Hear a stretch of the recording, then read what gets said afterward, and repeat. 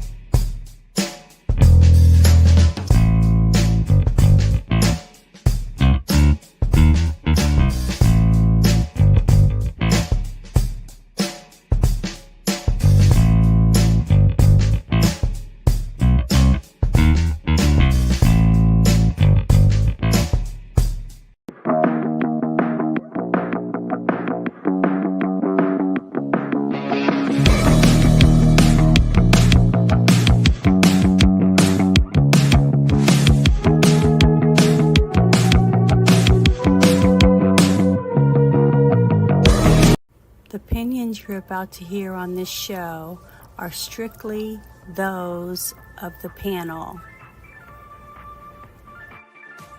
The following program is rated TV MA-LSV. It contains strong language, sexual situations, and violence. It is intended only for mature audiences. The following... Hello, hello, hello. Welcome to the Friday Night Shit Show. Welcome, guys. I want to say welcome to Bear. He's a special guest tonight. And then we got 6 Nations and 31 Kings. I'm glad he got to join us. And then we have Ruben. Thank you for being here, Ruben. And Bruce. Thank you, guys. You know, this is a for me, actually. We always have a lot of shit to talk about. So go ahead. I'm sorry. Only special in a short bus way, so. Oh, sorry, 6 Nations. I talked over you. So what did you say? That's okay. I was just saying that I think this is a first for me. You know, it's been how many months? I don't know, but I've invited you a few times. It's been forever. But this is the first time that I've been on, so yay. Normally I'm in the chats. Well, I'm happy to have you, and we've already got a few people in here. Hello, Robert. Thank you for joining us. Hope we have a good show and we don't disappoint you. And hi, baby girl. Thank you so much. Don't worry, we'll disappoint you. And hi, Jackie Blue. I appreciate you a lot. And hello, grumpy old Ninja Kataro. How are you doing tonight? Good.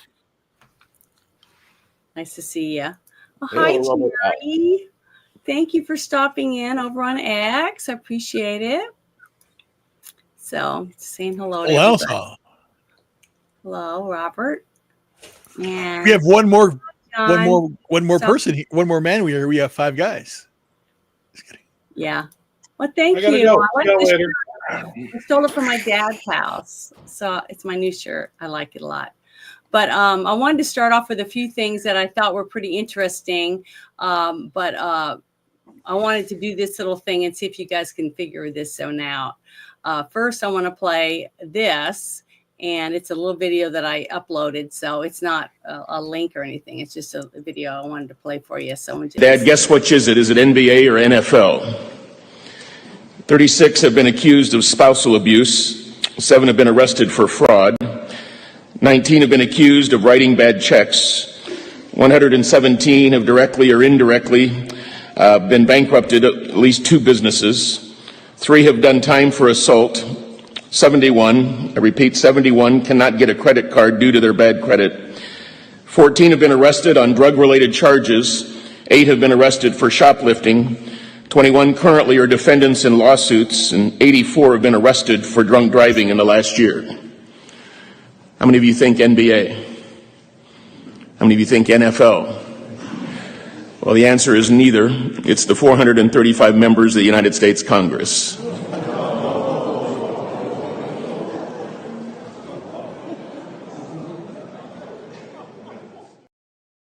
Pretty good stuff.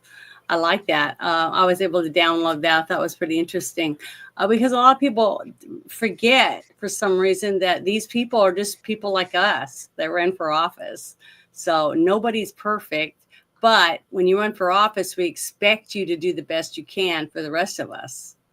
And just not a good look. But here's another video that I found that I thought I'd play because it's a good perspective and it makes you think. So here we go. Someone said, please tell me what it's like to be privileged. I said, okay, I'll tell you exactly what it's like to be privileged. Privilege is wearing a pair of $200 sneakers when you don't have a job. Privilege is wearing some beat headphones that cost $300 or so while you're living on government assistance. It's having a cell phone with a data plan that don't cost you nothing each month. It's living in public housing where the cost of rising taxes, rent, electricity, and things of that nature don't have no effect on the amount of food you put on the table each month. Privilege is marching or protesting against anything that triggers you, knowing that you don't have to call into work or pay for the consequences of such behavior. Privilege is being able to put the word black before anything and not be called a racist. Privilege is basically what you've been seeing on the news here lately. See, that's privilege to me because I'm white. And obviously, since I'm white, I can't say white before anything or I'm a racist. And it's privilege to me because I've always had to work my ass off since I was a kid to provide for my family.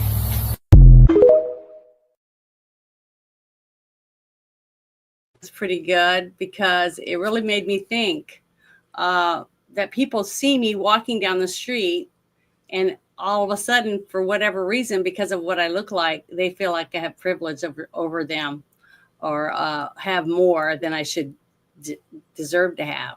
And I don't do that to people. I don't look at people and just judge them just because of what they look like. But you do have people out there. But you do have people out there that are actually white who have mentally locked into the fact that they have privilege. They buy into it. I know people that aren't white that feel they have privilege too. So correct. It goes all directions. I just want people to think about it a little bit and try to realize that most of the people you walk by on the street, that you see in the grocery store, at the liquor store, or in a car next to you while you're waiting at a light, they're no different than you. They got to go to work. They got to pay their bills. They got to feed their families, and that kind of thing. So try to give other people the benefit of the doubt that they're just like you. They're tax-paying citizens, and they deserve respect. If you want respect, we have to start treating people with respect ourselves. That was one of the reasons why I wanted to play that. I just want people to think about it because so many people are so. My mother used to say this: when you point your finger, how many fingers are pointing back at you? So my mother always told me, and why you use a knife hand. Why you use a knife hand? Nothing pointing back. Oh, mine are pointing off that direction. That's right. So, wrong. Is that wrong? I don't know who points like this, but I tend to point like this. So I don't know. Yeah, I point like that. I point, with my fingers, with one finger pointing, and that's what my mother always told us to, try to treat people with respect. Until they treat you disrespectful, you should give them the benefit of the doubt. That's why I point like this. There's two ways I know I live in San Antonio. I use this a lot when I'm out in public, and people who know, like, they listen. Make make a hole. I can use that in a fucking store, and people part like the Red Sea. Big hole. Make a hole. Is that a military thing? Because I know a few military guys, and they all. San Antonio, you got the bases there. That's where everyone knows that. Everyone has that mentality where you say those things, make a hole. They know what you're talking about. It's all ingrained in the. Yeah, these two idiots in Monterey cereal aisle. I just want my chocolate granola. Get out of my fucking way, my chocolate granola. And the motherfuckers in my way. Oh, Tom, how you been? I haven't seen you since Tim left the soccer league. How's things going with the wife? Did you and her work things out? Make a hole! And they fucking get fucking PTSD and park to the side. And 30 seconds later, all right. So how's you're doing pretty good though, right? And I'm walking towards the cash register. Got my fucking chocolate granola. I'm good. I love San Antonio. Yeah, San Antonio is nice. I may be going down to San Antonio and Laredo the kid that my nephew is down right now. He's in Edinburgh, and I don't know if they got to find a cancer center down there for him. Jesus. Last time I was there, I don't know. I went to KFC Hall, and some young girl was getting her quinceanera, and one of her older friends was trying to have me think about dating her. And I'm like, well, how old are you? And she's like, I'm 17. I'm like, yeah, that's enough. Fuck. Okay, I didn't realize the type of party I was going to. A friend of mine from the oil field's like, man, I'd love it. Dude, what are you involved in? I was involved in the oil field. Was it Epstein's oil business? No. It was my buddy. His daughter was having a like if you're 25 years old, you're supposed to have 16 kids and like down there. I know. Fucked up. The culture of South Texas is fucked up because it is a border area, and you have this culture which at age 15 they have a womanhood ceremony called the quinceanera, and I have no idea about this. I got no clue. I'm just going to the party because I heard I could drink there. So I'm going to grab a 12-pack of my beer, and they still sold Honey Brown at HEB. So we grab that, go over to fucking the KFC Hall, and like a bunch of girls in their princess outfits. I'm here looking like a schlup compared to this. I got the khaki cargo shorts. I've got a nice button-up collared shirt on, so I look like every other white yuppie from the Midwest. And I got my brown belt, and that's it. You know, my giant chocolates. I love good sandals. And I'm there, and I'm drinking. I'm like, man, this is kind of a weird party. And like, as soon as the girls start dancing out there, like 3 of them come up to me, and I'm like looking at my buddy Raphael. Help. He's like, go ahead, talk to him. I'm like, I'm 37. This doesn't look right. He's like, no, it's normal down here. And I'm like, what? And he's like, Cynthia's the oldest, and I'm like, I'll talk to you, sure. What's your story? You know, and we start talking. She's like, I want to go dance. I'm like, fine. Put the beer down, go dance, have fun. Come back, and she's like, no, I want to talk to you more. My mom and dad are over here, and I'm like, how old are you? And she's like, well, I'm 17, and I'm like, no. Absolutely not. Let me go apologize. I disavow, Bruce. And let me go apologize to your dad. Her dad was cool. He's like, oh, that's cool, man. You're not from here? No, I'm from Central Illinois. He's like, you have no idea what this is, do you? I said, no. He's like, we bring our daughters to these things to try to hook them up. A lot of times it's with guys between the age of like 25 and 35. You're right in that top edge there. You'd be perfect. I'm like, no. And the father's trying to get me to date his daughter. The father and I are almost the same age. In fact, he's just a little younger. And I'm like, no. So, like, that just hurt my head a little bit. But down there, it is normal for like a 16 or 17-year-old girl to be dating a 30-year-old guy in the oil field. And next thing you know, she goes to his place, pretties it up, makes it nice. And her entire job in life is to get married to him, have fucking hot food on the table when he gets home, and be ready to fuck and make more kids. And take her to the yard. He's the yard. So all the bitching that you hear about Ruben whenever he says he hates Laredo, there's kind of a basis of actual factual existence of that. Like they don't give a fuck about the schooling. Once my daughter turns 15, she has her quinceanera. She's ready for her husband and to start a family. Yeah, Laredo is really, really oof. Well, it's I guess you know how Deliverance gave people goosebumps and made people think of when you hear the banjo, dueling banjos, you get that fear. I hear that when I hear mariachi music because that's how it is. It's very they treat women very, very objectified. Yeah. Very. Yeah, that's why I don't like it. I wouldn't want my daughter to go there, but I have something I wanted to share. I thought was kind of funny.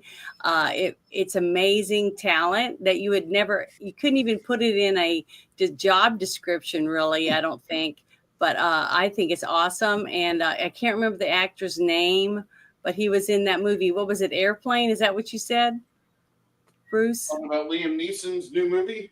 No, the guy that makes the sound effects. Police Academy. Michael Winslow. This guy right here.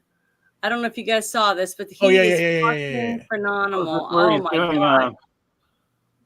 Yeah, just listen. This only people making noise is this gentleman and this guy playing a guitar. That's all that there is. Everything you hear is coming from this gentleman. Listen to this. It's amazing.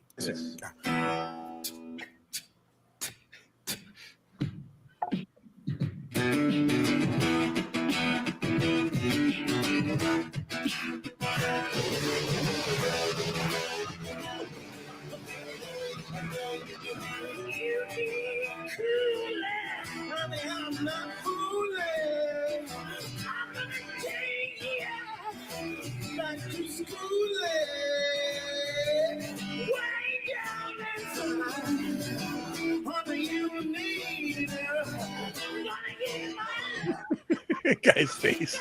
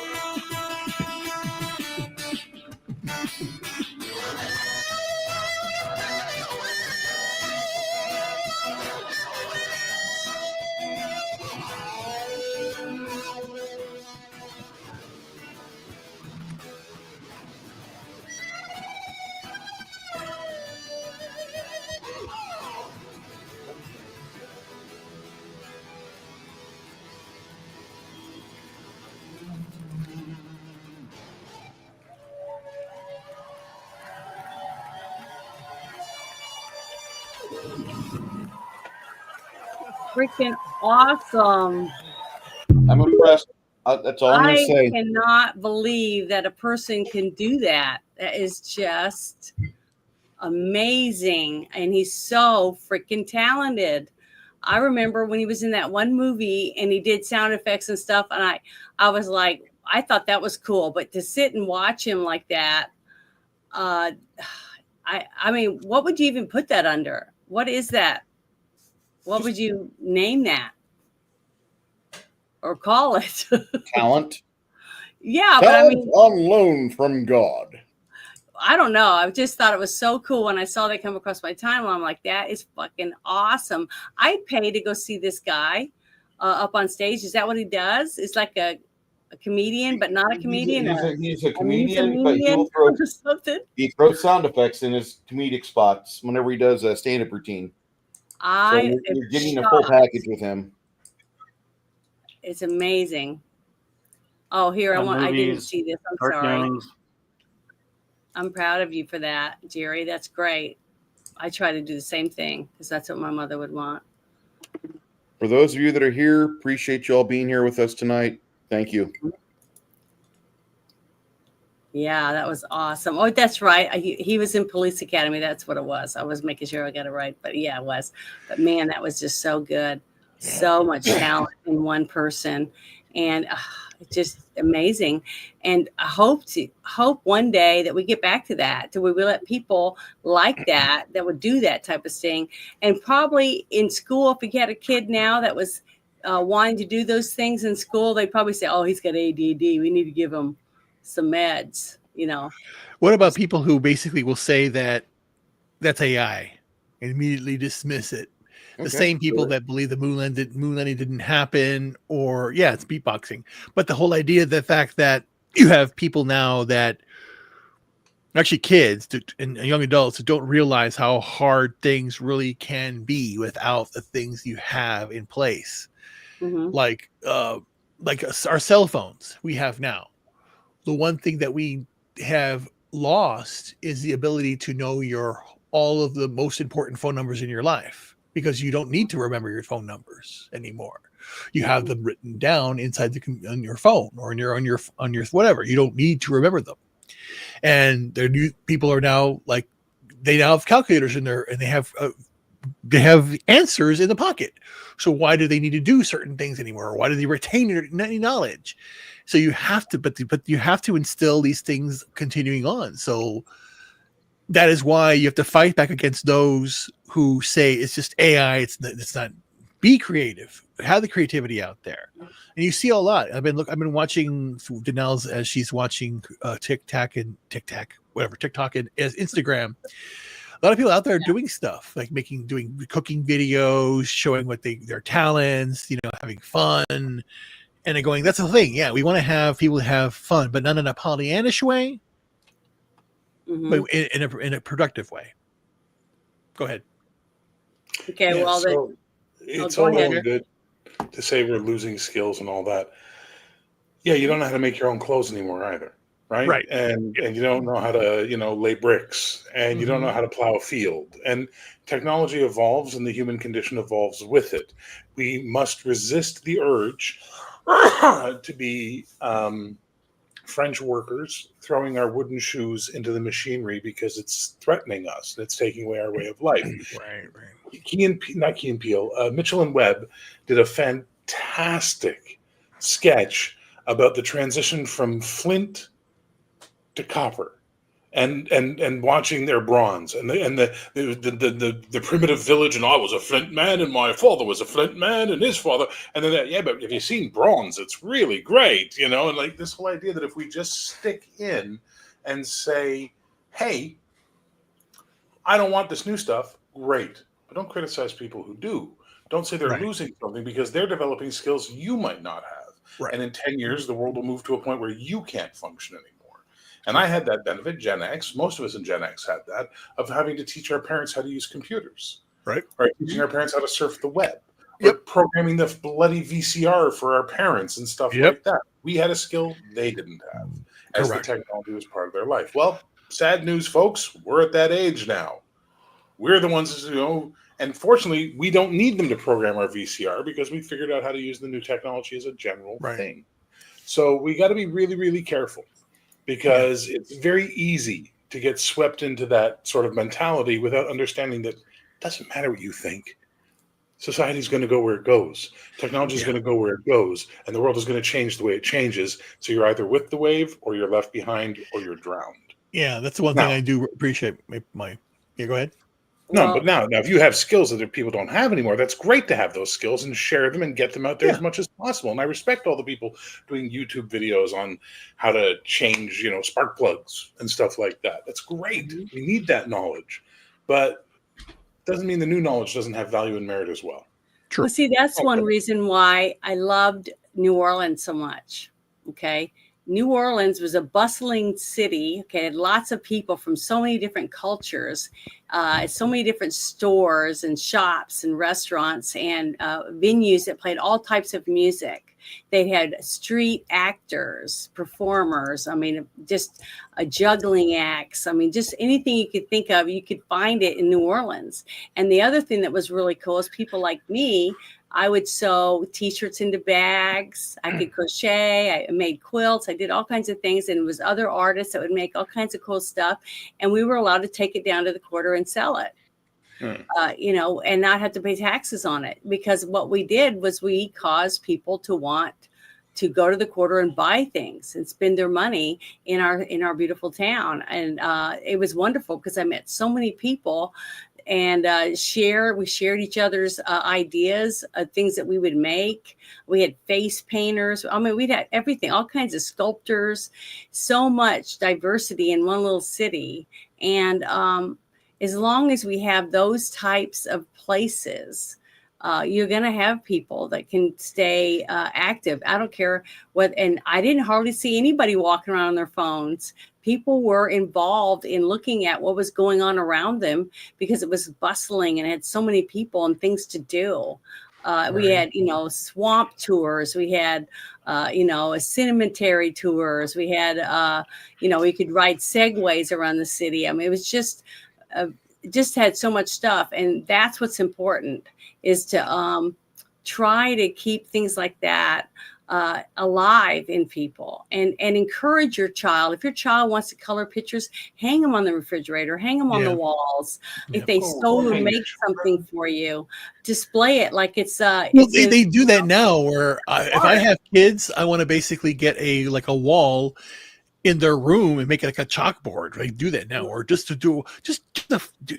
live life, man. Fuck it. Again, if you're gonna have like let them all be kids and let them. I just want to address something grumpy old Ninja Kentaro said. If the electric grid goes down, cities will burn in hours. Rural folk. I'm from the country. I grew up in a very small rural town. And I also live in a big city of 3.5-4 million people. And look up the Montreal ice storm from the 90s. We didn't have power for almost 2 weeks, and the city did not burn. In fact, the city came together, and people were helping each other out. And there was one radio station that was still on the air, and they were announcing places where people could get food, people could get help, and they were keeping the community connected. This idea that civilization will collapse because urban people are horrible, absolute poppycock. Absolute poppycock. Humans, community. Humans always move to community. We are a communal creature. People love to sit around and say, my spirit animal is a wolf. My spirit animal is an eagle. I'm a bear. No, we're sheep. We're a herd animal. We're cattle. We group together for safety, security, and survival, and it is the natural default setting. Yes, there are pieces of shit in the world. Absolutely. And there are people who will try and profit off these things, but there are also people who will stand against them and protect. But do you think that sheepleness that I believe you are correct to a certain extent? Do you think that has been quote unquote bred in by the institutions we've had? I think they have. I think that's a natural human condition. It's what allowed us to become the dominant life form on this planet, was our ability to cooperate and work together as a collective, as a herd. It's what makes us good at that. Just like with the wolves, the lone humans don't survive, or at least once upon a time they didn't before we had the modern amenities we have now. A lot of them would just go off and die. Getting banished from your village was a horrible thing. Getting kicked out of your clan or your tribe was pretty much a death sentence for most people. True. We are a collective creature. We like to think we're not. We like to think we're above that. We like to idealize ourselves. But at the end of the day, we are a herd animal, and we tend towards community. But I've never been that way. I have never been that way. Black sheep. Okay, you be I'm you. an outlier. I'm an outlier, I guess. No, because again, I was talking to Danelle and I'm talking to a few other people in the past. And they say, "What's your favorite memory from childhood? Who your childhood friends? What do you remember that?" And I'm going, "I didn't have any childhood friends. What are you talking about? There was nobody. I just stayed by myself. There was no one I talked to. I couldn't understand anybody growing up." Okay, but that's not a judgment on humanity. You are not the bailiwick by which we will measure the human race. Right. I myself couldn't understand when people did what you did, the herd mentality. Like, okay, everyone get up and do this. Everyone sit down. And I saw this and going, no, I did not do that. I said, no. Why? That's not the herd mentality. You're misinterpreting domination and control with herd mentality. They're two separate beasts. Domination and control is how you control masses. That's what you're talking about. Everyone sit down. Everyone stand up. Pray now. Do this. Do that. That's dominance. That's being controlled. So give me an idea of herd. So that's not herd. My herd. I think that's herd to me. What are your? Good example of herd. So I don't have a lot of positive ones because I spent most of my adult life working in protection services and violent fields. Okay. But for example, a club I'm working in Vancouver in the 90s, we have a shooting. The herd reacted to the shooting. There wasn't 5 people wandered over and looked over there, and then 2 people did like a collective mass of humanity. They got as far away from the trouble as they could at one moment. Yeah, the herd. Yeah, I call it the mob. Is different. Mob is something that has a purpose or a direction or is pushed for something, like a mob uprising, a mob, what have you. This is herd behavior. I get it. So when that has happened before, when that happens, I see the idiots, the fucking retarded people, the sheep run, and I just stand there going, "What the fuck are you all doing?" And you're the guy who gets shot. I know. I'm the guy that survives. I'm the guy that wins. No, I'm the guy that wins. My father taught me this at a very young age. He said, when you are standing on the street and you see 20 people running in a direction, don't look to what they're running from. Run. No. Yeah, then you're the person that gets eaten by the monster. No, I'm not. I've never been that way. I'm the one that how would you say it? There's a better way to describe it. I already know why they're running because it's yes. I see what's really gonna. You're prescient. You can see. Yes, I see what happens. It's gonna happen before it happens. Okay. In every instance, when there's a crisis is happening, I'm the one saying, "Holy shit, guys, this is gonna happen," and I say it, and then they say no, and when it happens, they freak out, and I'm there going, "I don't care, fuck you, I don't," and I did started at a very young age. It's happened. It started. It was like, my God, I was 5 or 7. I didn't understand what was going on. I just cut myself off. I said, I'm not dealing with retarded people. I'm not. Again, you're talking about a social thing. I'm talking about crisis behavior. Yeah. When you're standing there getting your coat from the coat check and bullets start flying, you don't have time to go, well, I knew that was going to happen. You're suddenly having bullets hit the wood around you and splinters hit you and people freaking out. Right. I know. I get it. Okay? I get it. It's a semantic thing. It's a semantic argument. We will protect each other as well. That is why you will see people stand in front of people. That is why things like firefighters who will go into danger to save people. We are a herd community species. Well, here is the next thing I wanted to talk about. I thought was so cool because I think everyone in this on here tonight on this panel have seen the movie The Thing, right, with Kurt Russell. Oh, great movie. And this was the first time that Keith and Kurt have seen each other in 4 decades. And I thought it was really cool to see them two meet up. It's been since then, but they've not hung out. No, I know, but this is them seeing and reacting to each other. So I thought it was really cool because we did The Thing not very long ago, you and I, for our review. So 3 years ago. How are you, man? Oh, this is a long week. You look terrific. I'm hanging. We're all, It's amazing how much time goes by and how much we change. We change so much, and but those two actors, I remember. Do what? He did a star, didn't he?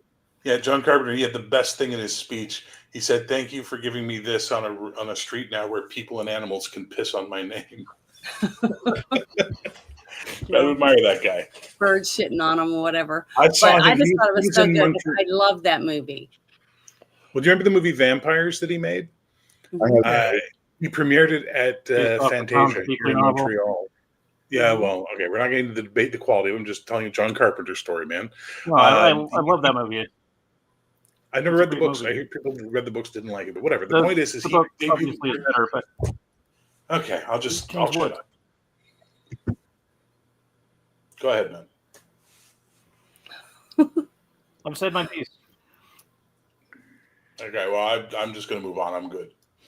Okay, well, the next thing I wanted to present was this guy that I thought was his point of view from 3 generations of his family on what's going on with the discoveries of all the crime and the corruption that's being unveiled since Trump has stepped in office. And I thought it was I don't know. It was very touching and moving. And I'm sure that there's plenty of us that feel the same way when you start to find out about things and that everything you thought was true is wrong and not real. So here we go. I'm going to share this.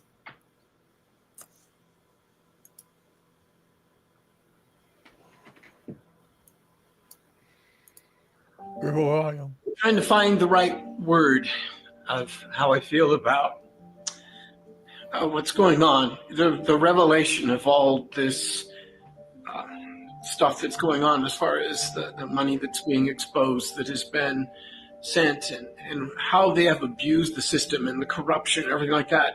And the best word I can come up with as a 67-year-old United States citizen born in St. Joseph's Hospital of Orange, California, 1957.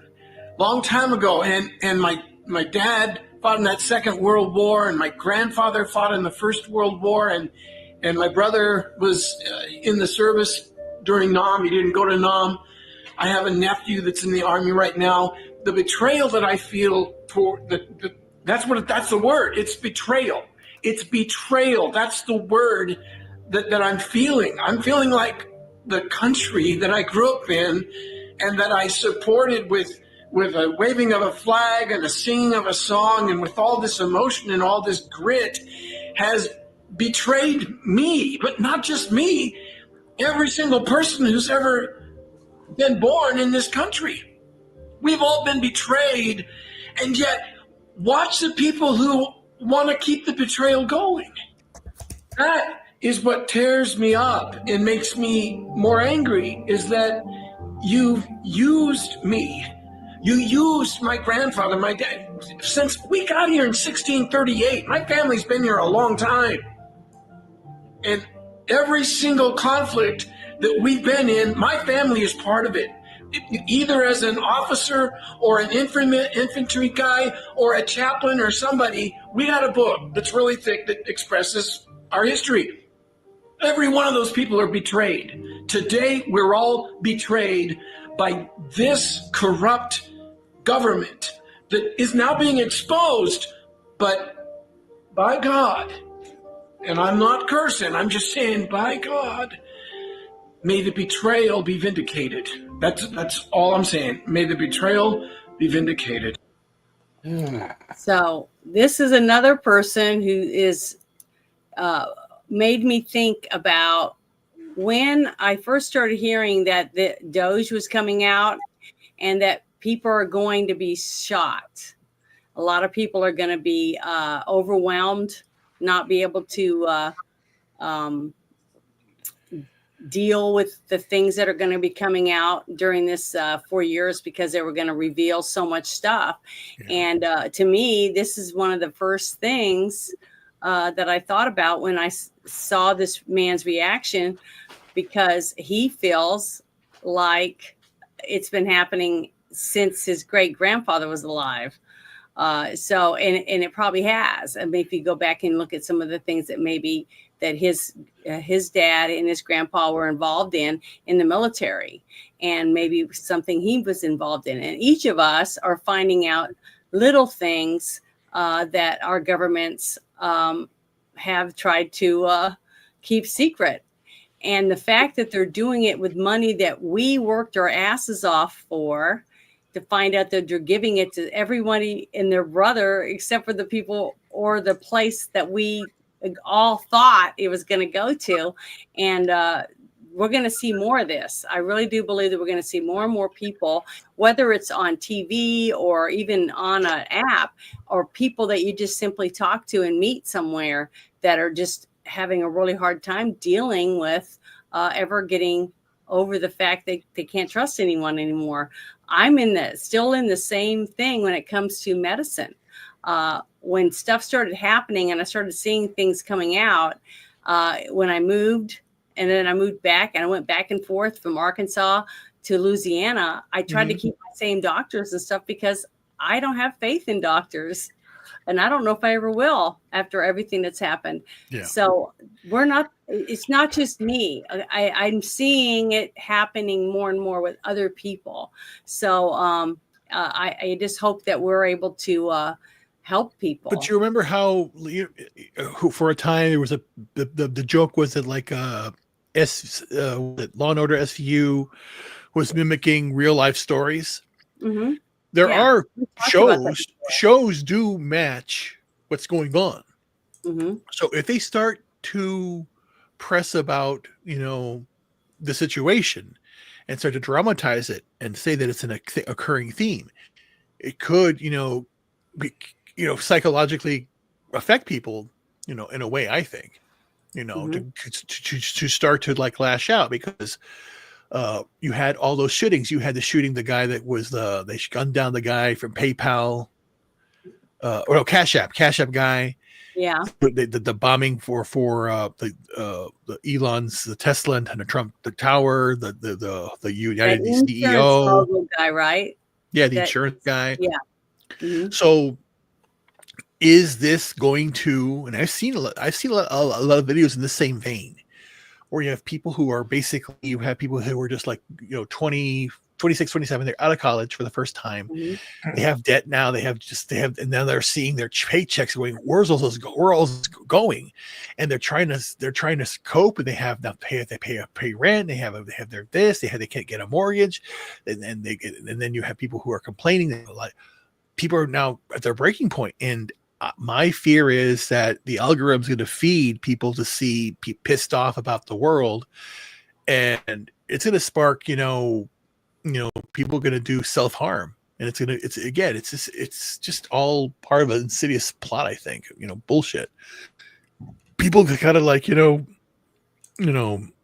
find their inner peace and just not be inundated with this. That's why the TikTok ban, right or wrong, put away the social media. You got to go out and touch some grass. You got to get out. All I know is that in America, we've had our medical system shutting down all the mental institutions, right, and closing up places where people could go and get counseling. Our veterans, some of them are committing suicide while waiting a year to get into the psychiatrist, stuff like that, which is wrong. Okay, and any of the money that we're saving, I'm hoping we're going to start seeing how we can use it to put it back into the system to start helping some of these people. Yeah, for me, like an idea. Closed down our churches because of COVID, but they left the strip bars and the liquor stores open. And I don't know if they did that in Canada or not, but it was off balance. Did they do that?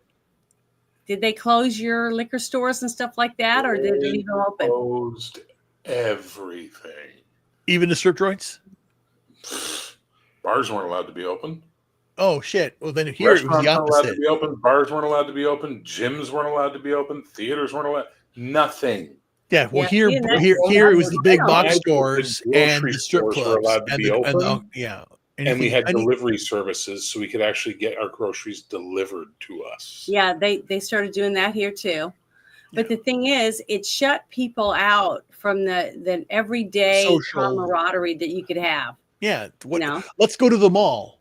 That's gone. No one goes to the mall anymore. Couldn't go to the park. You couldn't do a lot of things anymore.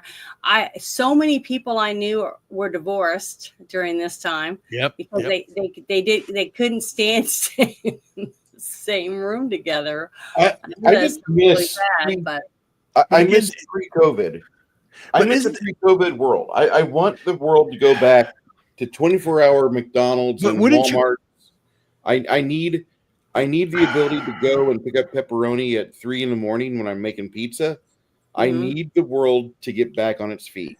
Well, but in order for the world to get back on its feet, I think the world has to realize what we got fucked in the mind. Everybody, we all mind fucked ourselves through the pandemic. We did it to ourselves. That's the thing. We have to realize that. So it's not a question of forgive or forget. Because again, there were some people that are still out there that are profiting off of this, doing things that are insidious. We have to get that done. But those people that are hurting need to be addressed. And you're right. Not social work, but community work. I'm blessed enough now that I worked hard. I haven't disabled right now. I'm still fighting it. I have my money coming in now. Thank God. And I'm still say thank God. I thank God every day because again, I'm still alive. And I go again as a widower and having some love in my life again, and then basically to have my brother with his troubles. But then when you have people calling me today and asking for prayer, we want to say prayers for your nephew in our prayer services tonight across the United States, and I go, yes, definitely. So that's the thing. You reach out, you do this stuff. It's important. So that's why whenever we get a chance, that's why we do the shit show. We complain about shit. We laugh about it. We have to stay more happy, and we have to basically to that guy. And I know people that are out there who are suffering, who are complaining that things are going bad. Reach out to somebody be a sympathetic ear, and I'm pledging to do that. You got to start living life that way. You got to think more positively.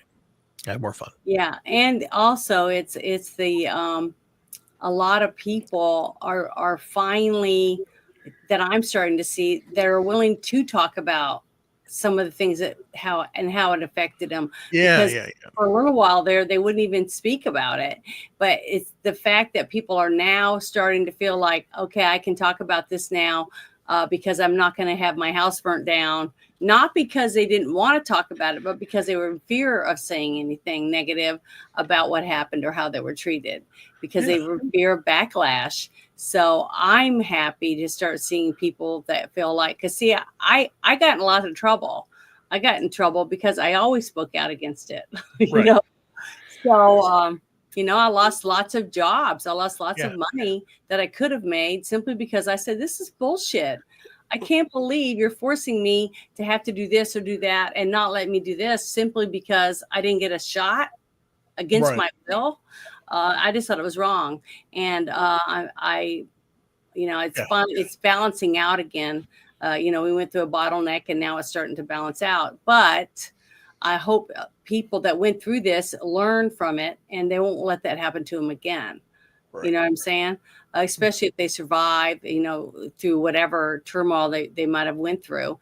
And hopefully we learn from it. And that's the whole thing. It's like what we were talking about earlier, is that, I said, well, it sounds like you got common sense. But the thing is that most people don't have it. It's like a superpower now. Yeah. But the thing is that the way I say it, that wraps it all up, is this all happened to 8 billion people. People suffered, they profited, suffered, died, resurrected. I'm coming back.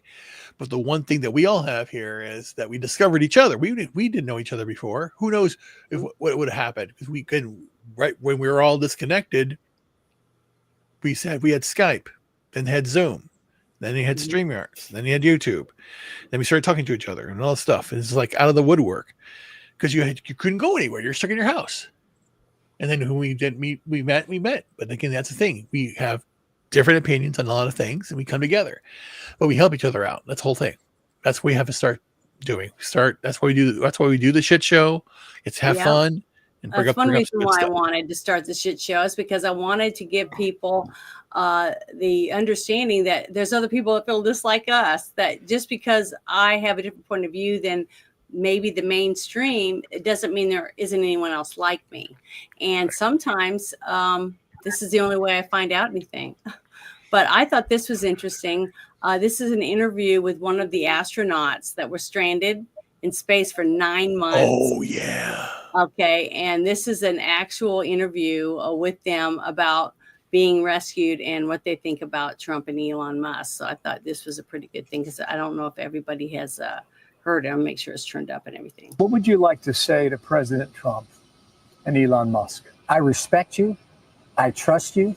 You've given me no reason not to trust you, either one of them. What they say, I can't say what they say. I haven't lived that. But I have no reason not to believe anything they say, because they've earned my trust. And for that, I am grateful that our national leaders actually are coming in and taking part in our human spaceflight program, which we see is hugely important, global significance, and they take an active role.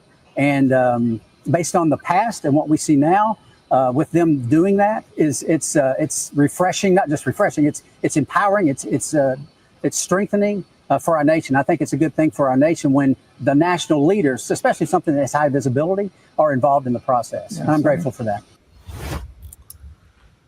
What would here's something you should all remember too. This guy here is a test pilot. So what you have here is you had competing SpaceX, the Blue Origin, you had SpaceX, and you had the Boeing. This is the Boeing version, all competing to do certain things, launch their rockets, first flight, do certain things. So this is one of their tests. One of their tests was to go up there and fly and then come back. Then they had this incident because Boeing's been having a lot of fucking problems the last couple of years. So what's going on there? New stuff, corporate stupidity, right? Because again, there's another story there. McDonnell Douglas, that they bought them out and then they took all the bullshit there. Learn about corporate greed and all that bullshit later. But the point being here is, he is a test pilot And these people, the lady too, got deformed because she was up in space so long and she wasn't supposed to be that long. It was only for a short test flight. So, political or not, he's somebody. His mentality is he wants to improve space flight, and his mentality was, I'm going to volunteer to be a test pilot, and he did that. And so then you're looking at somebody who's gung-ho for America, gung-ho for exploration, and wants to be an adventurer and gets things done. So when he says that he's putting his trust in Trump and Elon, it's genuine, it's wholesome, and and again, but people misinterpret it because they don't understand who this guy. No, he's a test pilot. It's different. Well, the thing that a lot of people don't realize is too, the problems that they're having with their physical body is the fact that it's hard to exercise and actually use your muscles and stuff when you're floating around in space and you're weightless. And that hurts your bones. It can cause all kinds of problems with your joints and your muscles and things like that. And for them to be stranded up there that long, and to take, our president basically asking Elon Musk to please save these people, and for them to go through with it and do it is great. I mean, the fact that they had that opportunity, because we had an administration apparently before that could care less about whether they're there or not. I mean, and our victims that were in other countries too, that were prisoners in other countries, they didn't seem to care about policy or anything like that, or standing up for Americans. You know what I mean? So a lot of those things, it's nice to see an administration that actually seems like, at least by their actions, that they do care about what's going on in our country and what's happening with our people. So I thought that was a really good little tidbit to bring up. Does anybody else want to chime in on his interview? Good. I'm kind of. Go ahead. Yeah. What did you say? 8 days or something there. Yeah. They're out there for 9 months. Uh-huh. Like that takes a serious toll on the body. And it kind of reminds me of back in the 80s when we had the Challenger accident. And, I was in grade school. I think it was like 4th grade or something like that. Mm-hmm. And to hear that we had 2 astronauts stuck up there made me think back to that disaster. And I'm thinking, okay, well, we've got better technology now. Hopefully they'll be safe. And then it just kept dragging on and on and on. And it was ridiculous. Like, I know that there's a lot of complications and you got to be spot on with your mathematics to even send something out into space, because like the smallest debris could take out that entire space station. And to see them up there, they're trying to occupy time. They're doing their experiments while they're waiting. And down here we have all this political BS, and it's like, why couldn't we fast track some technology or something, or use some previously existing technology, or ask another country to give us a hand? But then, you got the politics and all the other BS. It just left a sour taste in my mouth. I know they were stuck up there. Well, Bruce, you want to say anything about it? Just earlier this week, I had read something about William Shatner. Mm-hmm. And he had a conversation with Elon Musk. It looked kind of interesting. I'm going to see if I can pull it up, and that way I'm not. Yeah, because he flew on Blue Origin, so he's. Are you talking about the Mars thing? Go ahead, sir.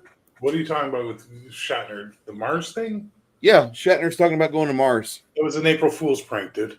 Are you fucking serious? Yeah, 100%. Yeah, it was April 1st. I thought it was April 1st. Yeah. My bad. That was a prank. That was April 1st. Never mind. It's all right. I thought it was something different, so I was like, okay, well maybe. I thought it was different too. I thought you were going to say different first. And then I thought about him flying in the rocket not the Mars thing. Yeah, the Mars thing was a joke. Well, this next thing I think is pretty good because Trump was talking about it, happy Liberation Day, America. And I wanted to talk about this a little bit and listen to what they have to say because I have a couple little things that go together with this.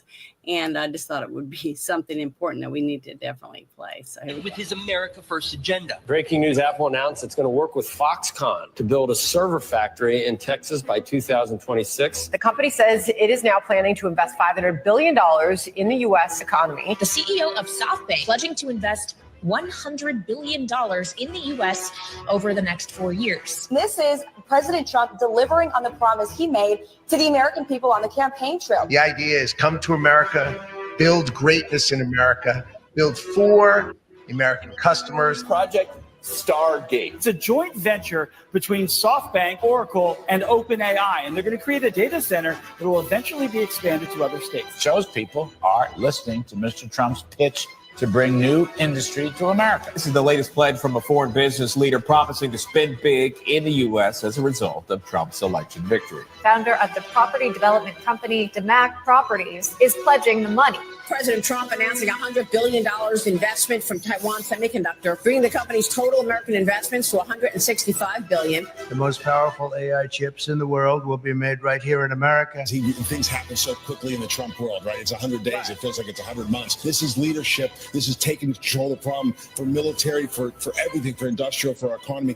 Even if it causes short-term pain, the reality is it is the right decision. NVIDIA says it will invest hundreds of billions of dollars over the next 4 years, part of the manufacturing renaissance under President Donald J. Trump. Furniture maker Prepack are shifting their operations from Canada to North Carolina. Johnson & Johnson says it will invest more than $55 billion in the U.S. over the next 4 years. Hyundai announced a $20 billion investment. With your leadership, Mr. President, Hyundai Motor Group is proud to be a stronger partner in America's industrial future. This is the automobile industry. Now those plants largely have stopped and they're moving them to our country. Honda is building one of the biggest plants. The trade story is certainly picking up speed here and pushing more countries to make these bigger investments. It's another example of the Trump effect. GE Aerospace announcing a nearly $1 billion investment into American manufacturing. Eli Lilly announcing plans to expand its manufacturing here in the United States. $27 billion additional spend, bringing our total to more than $50 billion. The money's rolling in, and this is in the past 60 some odd days, Charles. These are deep-pocketed folks who want to have a relationship, and it's just smart moves. We are CLA CGM, one of the leaders in shipping and logistics around the world. Today, we are investing $20 billion. Foreign leaders from around the world, investors from Silicon Valley to Wall Street to Main Street have confidence again in our economy and our markets and in President Trump. The Trump effect this morning, a string of massive wins for American manufacturing. The numbers speak for themselves. Wisconsin-based Clarios is putting up $6 billion to expand its American operation. And what's driving these decisions? Well, President Trump's aggressive Made in America policies and his commitment to bringing industry back to American soil. This is exactly what Trump promised. America First is back.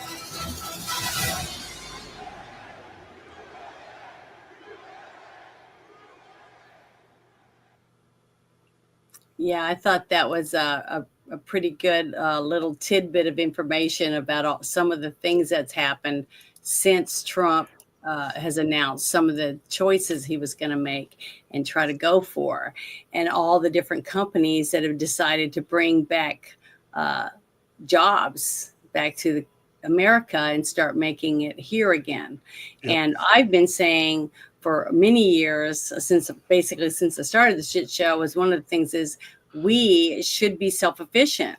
We shouldn't, there's no reason we should rely on China for any medicine or anything that could cause an American citizen to die. You know what I mean? I just, like an EpiPen, I have to have one. I could die if I get stung by a bee. And when an EpiPen costs me $300 out of my pocket, and I'm not, really, really poor or anything like that, but that's still a lot of money to have to get one of those every year. And that's ridiculous to me, the fact that an EpiPen could cost me $300, and that's with my insurance, so How much are they making off of these? You know, that type of thing. It's So, grand that they for. I'm sorry, what did you say? Jumped up. The scam that they were using to bump up EpiPens to $2,000. Yeah. Yep. Like $300 isn't something to laugh about. That's a good chunk of change for average Joe. But the thing is, for someone's life, and there's other people that are diabetics and other diseases where these people have to have this medicine, and there's no reason why we should be at the whim of another country to say, well, we're not going to give you this medicine. We're not going to give you this until you do this for us.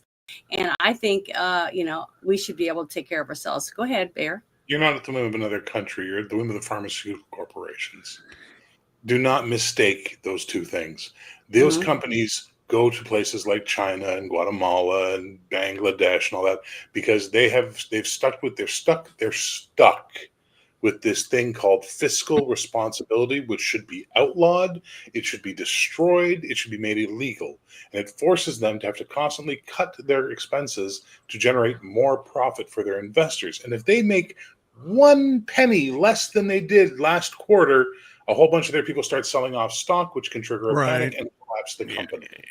So that is the problem. Not China, not Guatemala. Well, then how come somebody, a relative of mine, can go to Mexico and get the exact same medicine? Because they price for the market $20. they're in. Because they price for the market they're in. We pay less in Canada because the government subsidizes it. Right. Your government chooses not to subsidize it. So as a result, they charge whatever they can. They can charge market rate down there and get away with it. It's the same reason dentistry is so damn expensive now. When I was in my 20s, getting your tooth fixed cost $25-$30.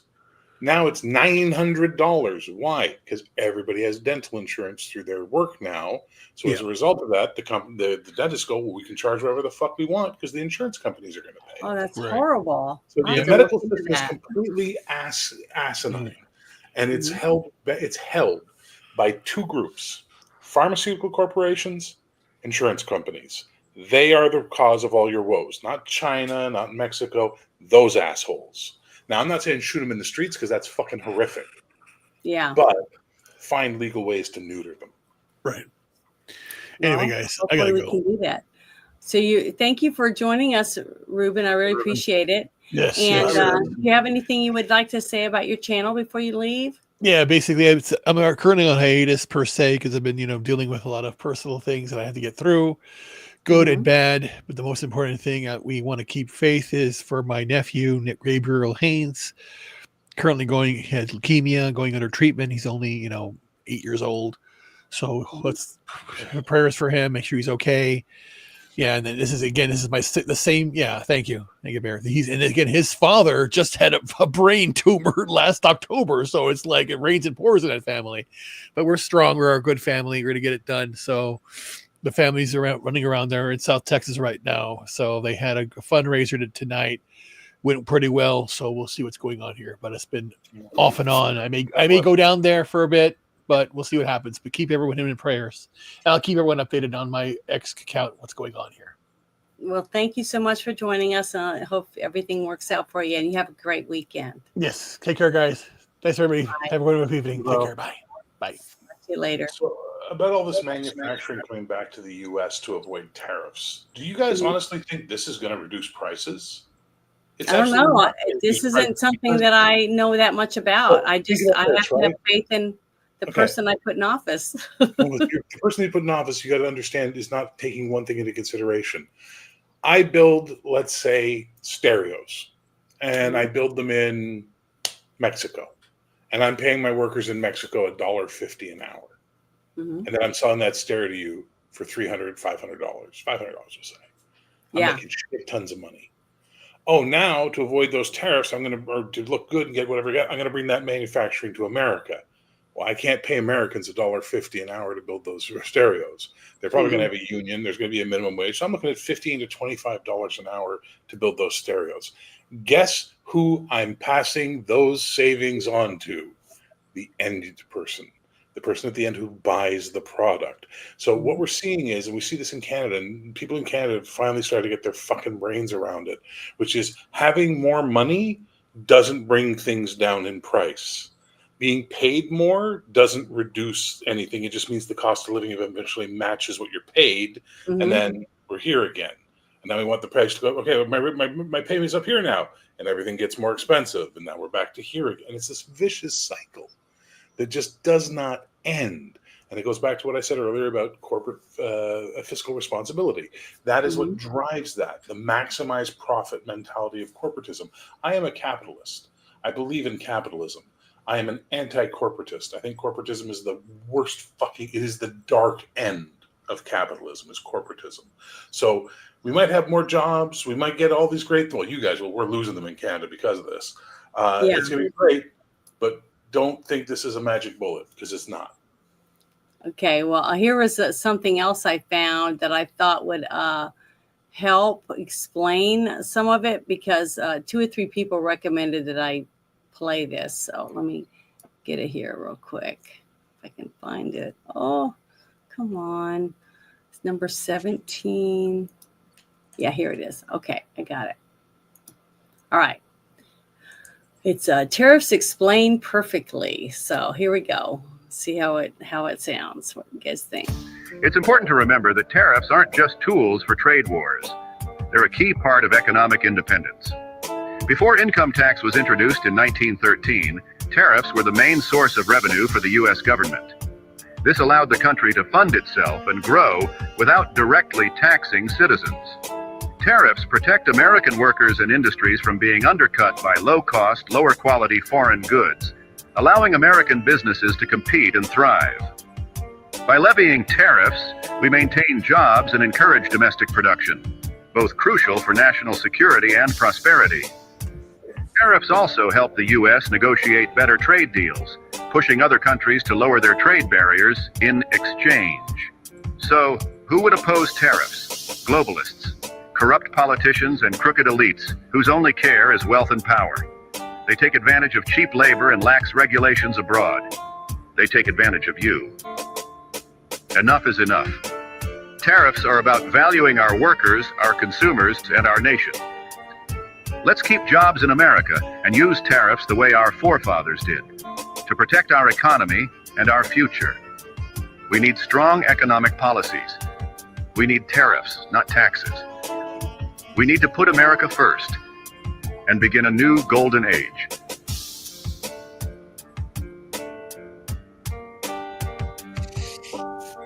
Interesting. There we go.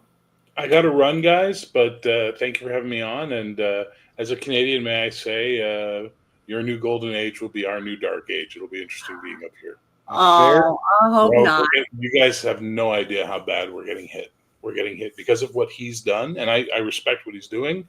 The knock-on effect for Canada is horrific, because we've had successive governments move manufacturing out of our country to the point where now we net export resources and net import everything we need, and as a result of that, these tariffs are literally killing us right now. Bear, so, what would be a good solution? A good solution? Yeah. From your perspective. Not have a guy who was the head of the Bank of England and the Bank of Canada as our prime minister. That'd be a good solution. That's one good one. I would say why do we have tariffs on each other? We share a border. Well, we did have free trade, but it went away. That's my biggest complaint. Like, you're right north of Minnesota and Montana and all these places that have an infrastructure set up. We have highways, and yeah, you use a different currency than us, but I honestly feel that there should be as little barrier to penetration as possible for trade. I'm not feeling that the tariffs are going to affect anybody on top as much as they affect the people on bottom. It's another form of inflation. All I'm going to say to you is softwood lumber. Do you remember that? Yeah, I do. Our softwood lumber was better and cheaper than yours. Yep. And that almost put a trade war between our two countries. Yeah. Nothing we can do about it. It's the nature of the beast of the people at top. We at the bottom fighting for our little scraps and our little pieces that we can get and hope to God they're enough. Meanwhile, these assholes are flying around in jets telling us we have to reduce our consumption of fuel. What the fuck? Yeah. Anyway, I got to go, guys. Thank you very much for joining us. Good to see you, Six Nations. I got to see your face earlier, so now I know what you look like. Ha ha. Ha ha. Have a good one, Bear. Bye. Thank you. Bless you, bud. But I have no idea. I don't understand a lot of it as much as I wish I did. I'm trying to learn more and listen more. I'm going to more spaces on X and listening to people who say they know what's going on. So I'm trying to understand it. But hopefully I'll understand more as the process unfolds. But I think it's important that I share what other people that say they understand what it means to help them realize that, maybe they'll learn something like I'm trying to teach myself about how things are going in our country. And just like I've said many times too on this show and in spaces, that I believe that every country, I don't care which country it is or how small it is, their government should be for their people first and do what's best for their country to grow and be prosperous. So whatever they have to do that. And if they have to suffer a little bit and get the people that are grubby, money hungry, horrible people that don't care about their citizens, then hopefully the citizens will fight back and take the country away from those people. I mean, that's what we did. 77 million people stood up and voted and put this new administration in, and they're cleaning house with Doge, and they're slowly going through all the different agencies in our government and making changes. And hopefully by the end of this year or halfway through next year, we will be feeling better results from what's happening. I mean, that's what I'm hoping for. And that's what I voted for. So until I start seeing results from it, I really don't have answers about a lot of it, how it's done, because I buy stock, but I look at it and listen to the person who's trying to get me to buy it through my bank or whatever. And I say, oh, but that sounds like a pretty good idea. So I'll buy some. That's how I do it. And I don't just go and say, oh, look, I know all about how this works and just buy it myself. I am not that educated in that aspect. It's just like me telling Bruce, here's some material and a sewing machine, make me a quilt. It just doesn't work that way. You can't just expect someone who's never been involved in it to all of a sudden understand how that works. But people should be willing to try to learn more about different things that they don't know anything about, especially when it affects your future or the future of your family. You know what I mean? So I'm hoping that's what will happen. So we will see. But I wanted to say thank you to all my chat. I'm sorry, I missed what you said. Oh, prepare for the worst and hope for the best. That's all you can do. Yeah, I'm really sorry about my saying, what did you say? Because I can't hardly hear out of my right ear because I shot my gun without wearing headphones or anything inside the back of my coupe. And my ear was ringing all night afterward. And I am starting to get it back, but it's like muffled really bad on the right. It was an emergency, though. I had to save my chickens from a huge giant raccoon as big as a Cocker Spaniel. It was giant. So that's why I'm having a hard time hearing. I'm really sorry, but I'm trying not to be too annoying. But I just thought that was important. I wanted to play that because there's a couple of different articles that I was able to bring up that I thought was important to do them together so that I could explain this. And here's something, Bruce, I might need you or Six Nations to be able to explain this, because they tried to tell me that you need to show this so people can see it, but I don't know if I can explain what it is. I'm not very good at it. Sorry. It says the Trump administration has released charts outlining its new reciprocal tariffs. And I wanted to share what these are. And it's trying to show the difference, I guess, between what we were charged and what this will change it to. Is that what this is? I'm trying to understand, but can you tell by looking at it? I'll give it a shot. So, okay. As far as I know, with reciprocal tariffs, each country has been screwing us over in various ways, disproportionately for certain items, not everything, but certain items. And so Trump's idea is we're going to increase the cost of tariffs, and if he wanted to, he could match it 100%. So let's say whatever country we're dealing with, we're getting some sort of grain or export from them. Yeah. And normally we charge a 10% tax. If we export stuff to them, it could be as high as 75% or 335% or whatever. They set their prices, we set our prices. Trump's going to have reciprocal tariffs. So like right now he's starting out kind of small. Like you look at the numbers, and like in this image here, he's almost matching dollar for dollar or percentage or percentage.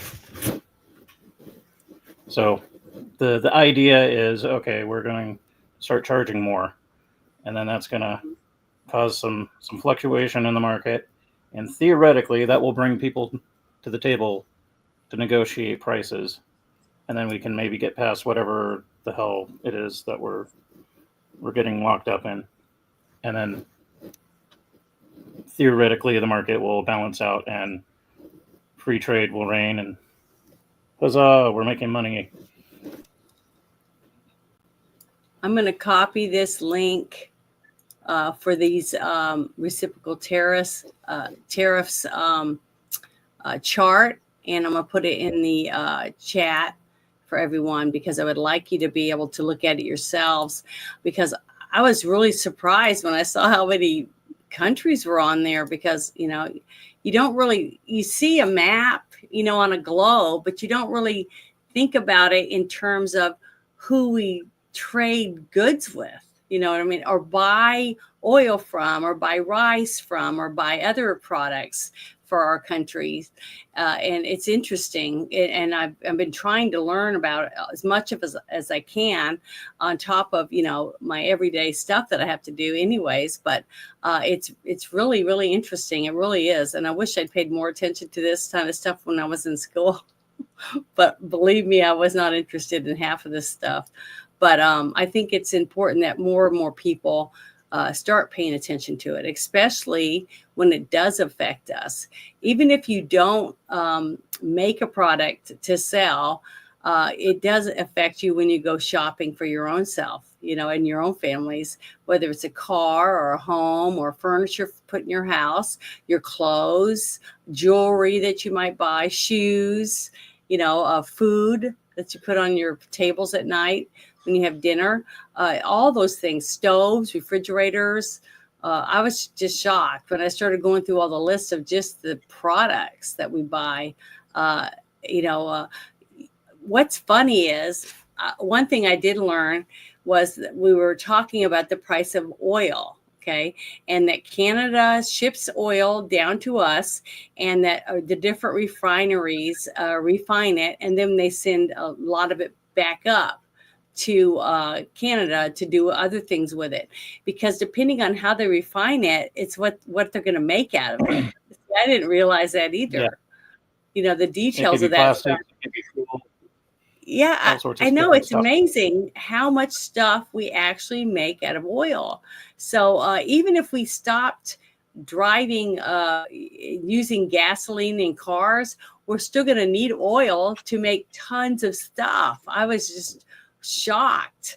All the things that come from plastic. So we make wrap to wrap food with, Ziploc bags, garbage bags, plastic bowls, lots of clothing even has plastic in it now.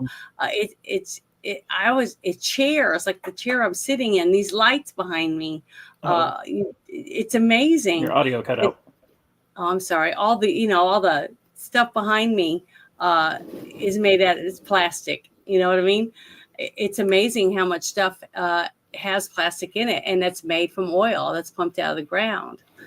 So I don't know. I think it's amazing that I'm learning all this stuff, and I'm hoping that other people realize that I really do. I don't understand it, but I really do believe that Trump is trying to level the playing field for us. I really do that, and even though it might not look that way to some people, I really do believe that it is. So, but I guess we're just going to have to be patient and find out, because that's basically the only way we're going to know is the aftermath, right? So, okay, let's see, what was this other one? I think this was the next one. We'll see. All right. Here's some more of this stuff, because we've talked about it many times, about all the people, the droves and droves and droves of millions of people that just walked over the border, and that the Biden administration basically just left the borders wide open. And that's what this is talking about. This gentleman is testifying to, I guess, to the Congress or to the Senate or another committee on trying to get the information about what this last administration did and why they did it, leaving our borders wide open. Distinguished members, thank you for this opportunity. The only true consequence we have to slow down and discourage people from coming into the United States illegally is sending them back to their country of origin. Throughout the first 3+ years of this administration, I saw a steady decrease in the countries we can send people back to. For the first time in my 25 years and under 5 different administrations, whether through neglect or on purpose, I saw a large-scale lapse in our ability to return people to their country of origin. The inability to send people home meant that most people being arrested for illegal entry would either have to be detained or released. The current administration, however, from day one, made a point of decreasing the amount of detention space available nationwide. Immigration and Customs Enforcement's funding for detention has steadily been cut and private detention eliminated. The fact that so many illegal aliens are being released into the United States spread worldwide very quickly. As this happened, the numbers the Border Patrol encountered illegally crossing the border increased exponentially. The impact to me and my agents were significant. Sectors were ordered to take in and process all the illegal aliens encountered on the border. Border Patrol saw groups of hundreds and thousands coming into the United States and turning themselves in. These numbers pulled 80, 90, sometimes 100% of the agents on duty away from the border. Border Patrol zones across Texas, Arizona, and California had no agent presence for weeks and months at a time. Those who did not want to be caught simply walk in. We have no idea who and what entered our country over this time. Throughout 2022 and 23, I sent agents to Texas and Arizona to count gotaways. Those sectors could not even put enough agents in the field to see what they'd missed. Simultaneously, in San Diego, we had an exponential increase in significant interest aliens. These are aliens with significant ties to terrorism. Prior to this administration, the San Diego sector averaged 10 to 15 SIA arrests per year. Once word was out the border was far easier to cross, San Diego went to over 100 SIAs in 2022, well over that in 2023, and even more than that registered this year. These are only the ones we caught. At the time, I was told I could not release any information on this increase in SIAs or mention any of the arrests. The administration was trying to convince the public there was no threat at the border. Fentanyl is another issue. The San Diego area sees between 80 and 90% of the methamphetamine and fentanyl seizures annually for our entire country. With little enforcement at the border, these drugs were coming through en masse. During my last year in San Diego, the price for a single pill of fentanyl, for example, went from $10 to 25 cents. To make matters worse, during 2022 and 23, I had to shut down San Diego traffic checkpoints, which are critical for drug interdiction, because the resources had been diverted to the process and release mission. The large numbers also had and still have a negative impact on the San Diego community. I had to release illegal aliens by the hundreds each day into communities who could not support them. To quiet the problem, 2 flights a week were provided from San Diego to Texas. These flights simply brought aliens that would have been released in San Diego over to Texas. Each flight cost approximately $150,000. This was the administration's way to try and quiet the border-wide crisis. Once these flights were stopped and the releases continued, California saw the true economic impact. I received calls from the governor's office, local mayors, and hospital administrators asking me if we could keep injured aliens in custody so the federal government would pay the medical bills.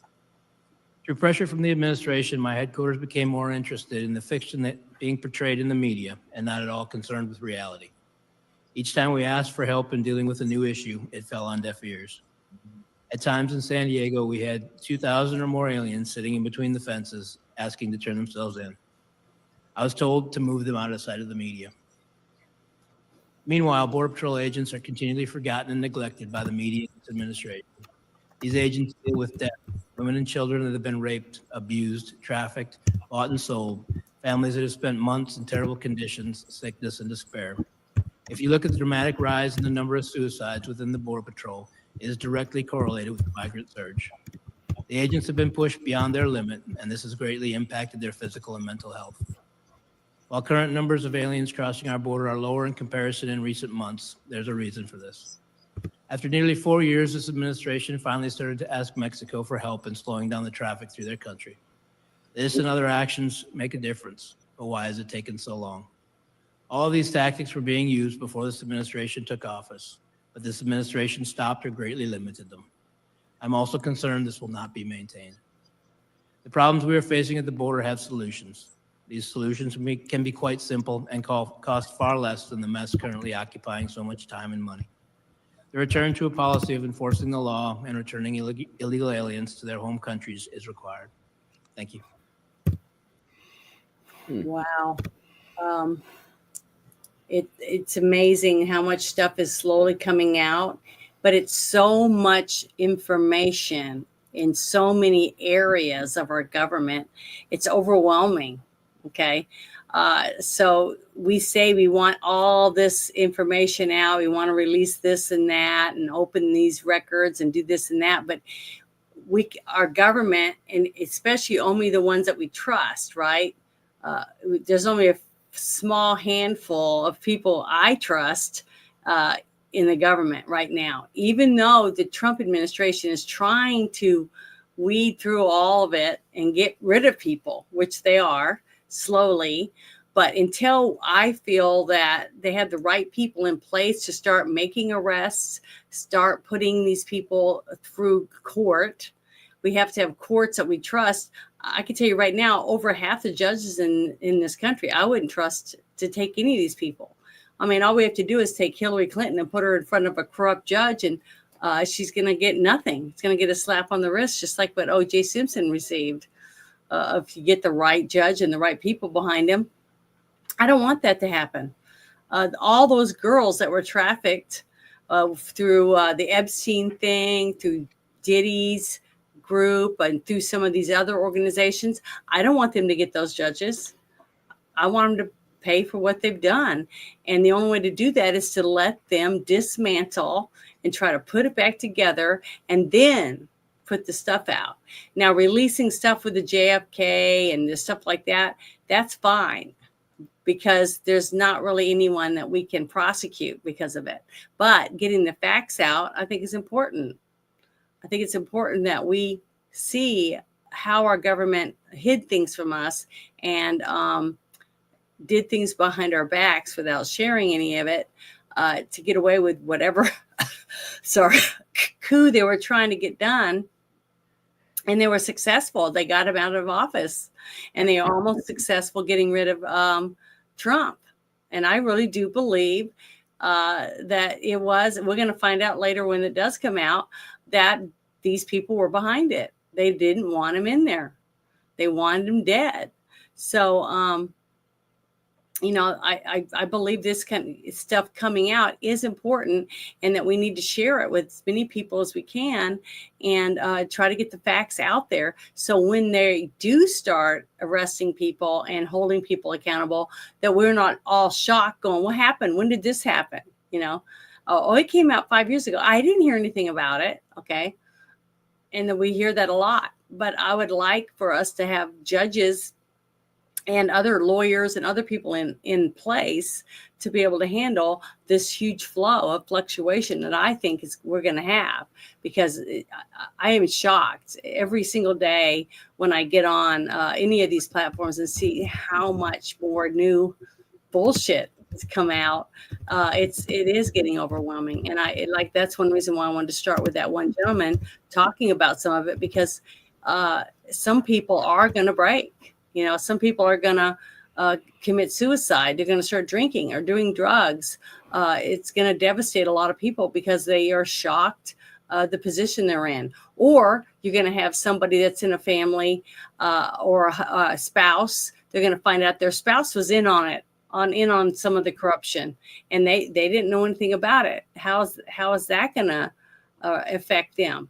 You know, it's going to affect a lot of people. It's going to affect everyone because to some degree, we're all involved in it, you know, through our government. So anything you guys want to say, anything, since I'm done with my rant before I go to the next thing? I'm not seeing any arrests yet, so I can't comment, and I'm not going to comment. But what do you think about the corrupt judges and stuff? You really don't want to know. You want to keep your channel? Don't let me talk about that. Okay, well, then you don't need to talk about it right now. I'll fucking lose my fucking patience talking about that shit. Okay, well, let me 1 second. I have something else that goes with this. If I can. Okay, here's one of the things that I thought was important that we should listen to, because all of you know who James O'Keefe is, right? He had his company taken away from him because they didn't like the way he was bringing out the dirt, basically. Well, he's got some stuff he wants to talk about, and I think it's important that we hear him. And I do trust this kid or guy or whatever.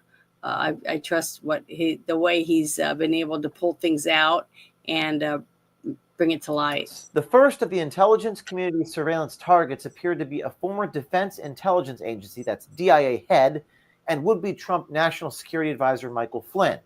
Another target was staffer George Papadopoulos. In 2018, HPSCI, the House Permanent Select Committee on Intelligence, released a 243-page report clearing Trump of allegations that he and his team colluded with Russia to interfere with the 2016 election. However, sources close to the House Permanent Select Committee, led by Adam Schiff, covertly continued working out of a small room in Langley, and he had access to raw logs and communications from agencies like the CIA and the National Security Council.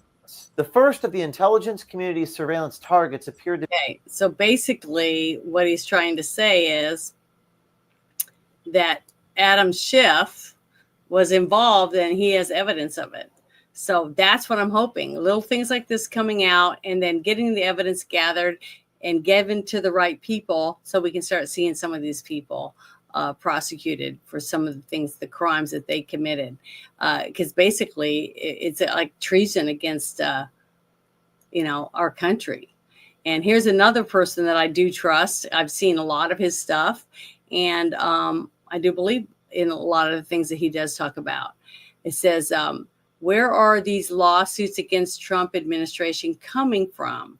Let's look at some of the main players. There's American Oversight, which was created in 2017 specifically to fight against Trump. Okay, so I'm not going to go through the whole thing because he's going to talk about it. But the thing is that there is so much evidence slowly stacking up.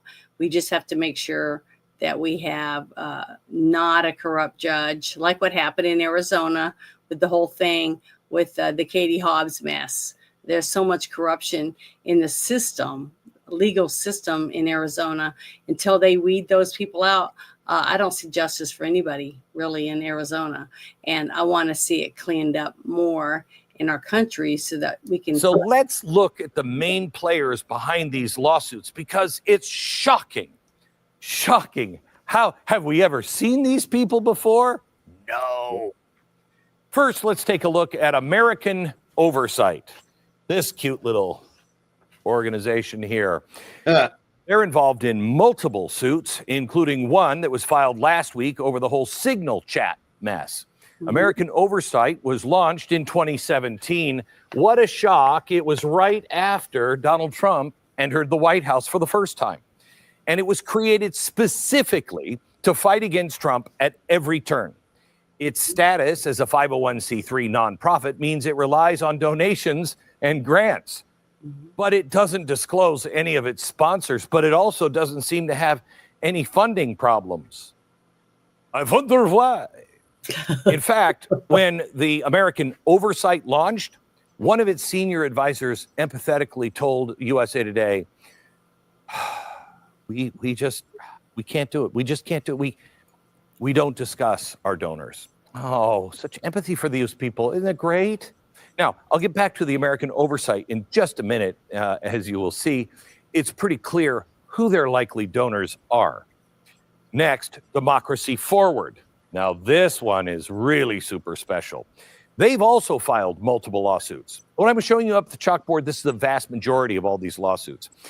This one lawsuit included their request to Judge Boasberg to halt Trump's deportation flights of gang members and a case against eliminating the Department of Education. Democracy Forward was also started, this is so weird, in 2017. Huh. Same time. What are the odds?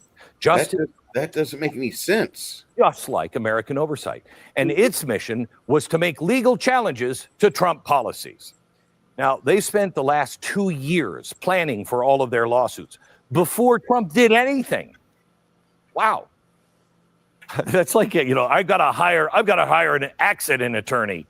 Why, has there been an accident? No, but there's going to be one, and he's already preparing for it. Oh, that doesn't seem suspicious at all. Anyway, they would file all of these lawsuits if Trump won the election. Now, they wanted to use Heritage Foundation's Project 2025 as their blueprint, so they went after that. The chairman of Democracy Forward, the board of director, the chairman, is Mark Elias. Now, why do we know that name? Well, he's the mega lawyer for Democrats, who I've mentioned, tons of times over the last couple of years. He was general counsel for the one and only Hillary Clinton during her 2016 presidential campaign. That's weird. And then he was also running the DNC in 2020 and for Kamala Harris's campaign last year. But he's neutral on these things. And then there's the captain of this whole enterprise, this guy, Norm Eisen. Love Normie. He's great. You've heard me talk about him, too. He is the co-founder of CREW, Citizens for Responsibility and Ethics in Washington. Ethics. He's also good name. A newer group. Such a good name. Democracy Defenders Fund. 1 month before Trump started his second term in office, his State Democracy Defenders Fund had already requested records from 16 federal agencies about interactions with the new Department of Global Efficiency. He wasn't even in the office yet. But no, we got to know what Doge is doing. Now, where have we seen this dude before? Because I know we've seen him someplace. Well, during the 2019 Trump impeachment effort, he was the special counsel for Adam Schiff and the House Impeachment Committee. So if you're on with Adam Schiff, you know all about ethics. Eisen is a lawfare zealot with one driving passion, and that is removing Donald Trump from office. That's all they want. Well, they tried that before, so why not just bury him in so many lawsuits that he can't get anything done? Here he is on MSNBC in February. The lawsuits we're bringing, I'm planning 100 this year. 100. The lawsuits we're bringing are designed as part of that. And it's starting to work because you can't do it in the courts of law alone. You need the court of public opinion. And what did we see this week in parallel with our Treasury lawsuit, that first Treasury case? Peaceful protesters for the first time starting to show up at the Treasury building around the country. Bunch of fucking blue-haired nose in the goddamn nose earrings and shit. I know, but see, it's all hand in hand. As long as we have all these corrupt judges, which we know have been put in place strategically because they're already planned. They've already planned this shit. They already had it all set up and ready to go. So when he gets back in office, because we can't out-cheat him this time, we got to keep him in court. We got to take every single thing they do and have a lawyer ready. A goddamn wood chipper. That's it. I know, but what I'm trying to say is that is why our states in states like Texas, when you have your cities being overrun with Democrats and they're corrupt, you have to get the corruption out of your state so that we can have clean judges and judicial system, so that we can't let them pass all this shit and constantly dragging the courts into this whole thing with the administration to save our country. And they knew what they're doing, because everybody keeps saying, well, it's taking so long. Why is it taking so long? It takes so long because they drag it through court week after week after week after year, and it adds up. Just think about it. If they can keep Trump administration in court with Doge and everything else, and that means they're not saving any money. We're not doing anything but spending money to try to save money from corrupt money from going to other countries and to people that don't deserve it. Social Security checks going to people that have been dead for 100 years. All that stuff is all being held up in court simply because we have so many corrupt judges and lawyers and corrupt politicians behind it all. Just keep playing the tune. And after a few years, people say, see, this administration didn't care any more than the other one. See, that's what, and it's working because people are bitching. We're not seeing this. We're not seeing that. And it's been 70 something days. But look how much lawfare they're already using. They dragged Trump through court for the whole 4 years he wasn't president. And if he wasn't as rich as he was, where would he be right now? He wouldn't be president. See, people have got to realize that they're playing at every level to ruin this country, to take you and I's rights away and make us stay with our hands and feet chained to the grindstone so that we keep paying that check every month to the government to spend whichever way they want, and you not even getting to own your own property. Because how can you own a home or your property if you're constantly having to pay the government taxes on it after you've already paid for it? When is it yours? When does that car or that home or anything you buy really yours? Ever. Okay, but did you hear what's going on with DeSantis? Yep. He's trying to pass it where you don't have taxes like that. And that's what I think Trump is trying to work his way to have tariffs and no taxes. Why should you have to pay taxes on your property if you own it? You've paid it off. You shouldn't have to pay any more taxes on it. It's yours. See, that kind of stuff. And that's why they hate it. These Democrats hate that so much that they're doing everything in their power and every aspect of every level of government to stop them. I'm sorry, I have to say it. I just hate them so much. It is so evil what they're doing. It is evil.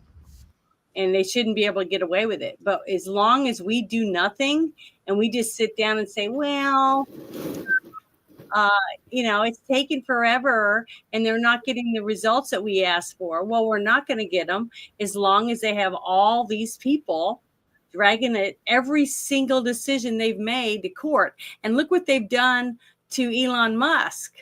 They're destroying every dealership he has from all over the place. They're getting rid of them. You know what I mean? They're burning them out. And they're using all their little underlings, the ones like you were talking about a while ago, that's on the George Soros paycheck list. You put them in a bus and you bus them somewhere, right? You bus them somewhere, and now they're now destroying this city. Or then you bus them to this next one. Now they're destroying that city. We think the summer of love was pretty bad. I think it's going to get way worse. They are going to stop at nothing. Make sure Trump is not successful. And they want us, you and me, the ones that are America First people, they want us to bitch about him. And I'm hearing more and more Trumpers bitching about Trump and the people he's chosen already. And it's only been 70 something days. And they're doing it exactly the way that these people have been playing the tune. Because they said, just wait, we play it long enough, they're going to start bitching and moaning at them, and we're going to win. And that's how they're going to win. They're going to use. So they're warfare. trying multiple avenues to win. Mm-hmm. You know, I'm from Illinois. I've seen their playbook. I watched it, and like, I'm quite okay with just not giving a shit of what major media says. Mm-hmm. I'm not caring. I will what say little this about the boy- left. Harry Sisson can say whatever he wants The to. left on is creative, but they don't have management. They don't. Because they The all Summer want to of be Love boss. was pretty lame up here. We had some Antifa and BLM types, and they were armed and they were trying to scare people because a half dozen of them would show up with their guns. But then you got 6 blocks of Idahoans with various small arms ready to take them out, and they didn't do shit except it's a shame Boise they didn't put them in the or ground. Moscow or other small areas where it's mostly a leftist government at the local level. Yeah. Nothing So- makes me happier than seeing Antifa not becoming a part of the population. Well, this is another reason why I wanted to bring this. I wanted to play that to lead into this, because remember, with an executive order that Trump signed, and I love the fact that he's signing them in front of the press, and he talks about each one that he signs and explains what it is, why he's signing it. So he's never going to be put in the place of Otto Pin, last president, right? But remember, he signed a thing saying that if you were to attack the Tesla dealerships in retaliation against Elon Musk because he's helping the government find waste and corruption, then you are a domestic terrorist. And because he signed that, this is what Elon Musk says. It confirms he knows who's orchestrating the Tulsa attacks, and he's going after the generals now for RICO charges. They can charge RICO charges now simply for the fact of the order that Trump signed saying that people doing this stuff is a domestic terrorist. And I hope that they get all these people and they find out who the people are that's paying these people to do this shit. So listen to this interview. I don't know if you've heard it yet or not. This is fundamentally a case of terrorism. It's wide-scale domestic terrorism with the purpose of intimidation, and it's harming innocent people. It's really terrible. And I think what we actually have to get to are the people who are organizing and paying for these attacks and protests. That's who we really need to go after, because the people who are actually throwing the Molotov cocktails, they are the foot soldiers. Right. But we need to go after the generals, and we're going to do so. The president has made it very clear that we're going to go after those that are paying and organizing these violent attacks. And Attorney General Bondi has said the same thing. I believe that is exactly what will happen. Do you know who they are? We're coming for them. Do you know who those generals are? We know. We do. Yes. And hopefully the prosecution will be for RICO and an organized criminal enterprise, which makes the penalties even more serious. And now to Jessica. Yes, absolutely. These are serious crimes where the organizers and pushers of mass violence will go to prison for a very long time. That's right. Okay. And I hope they see this segment. Yeah. So the thing is, it is coming out in the wash. They're finally gonna do something about it. We just have to be patient. They have to have all their ducks in a row. And they already arrested that guy, the guy that started that fire that we saw on that Tesla lot. There was like 7 cars on fire. That guy's been arrested because Pam Bondi was talking about him doing that. And he's been charged with, what was it called again? Domestic terrorism. Yeah. So it's going to happen. We just have to wait and let it go to court. Because once we start seeing people in court being prosecuted, but the thing is, we have a media that's not going to try to put it on TV. They're going to try to not tell people that these people are being going through jail right now, or going through the motions of court. You know what I mean? and unless we stay on top of it and constantly want to share more and more information as it's unfolding, people aren't going to know. And that's why it's up to us. It's up to the 77 million people that voted for this administration to clean house. And they're trying to do that. If we don't keep sharing it and sharing it and sharing it, I know it's going to get old news. Like people kept saying, are you going to get tired of winning? Well, we're going to win more once we make sure other people know about it. And when people start going to prison for doing this shit, then maybe someone will start believing that Trump really is doing what he said he was going to do, because we have to help. It's like I said, our job starts once we get them in office. It doesn't end, because I believe all this winning is great, but we got a lot more winning to do. Oh, we got a lot to do. A lot more winning. A whole lot. My favorite thing that's going on right now actually is the fact that all these idiots are vandalizing Teslas. And it was the original purchasers of the Teslas that were out there, proselytizing, saying, you guys really don't care about the environment. Here, look at me. I just bought a Tesla. I just virtue signaled.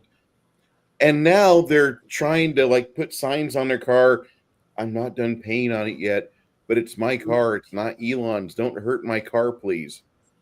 And I feel sorry for them, just for the fact that, okay, you're a private property owner, and now you feel like the rest of us who, we kind of worry about our vehicles. We lock our doors at night and such. But, you opted for these cars. I'm not a car guy, but I would never drive an electric vehicle because it looks like a goddamn bubble car out of the Hot Wheels line from the 1980s.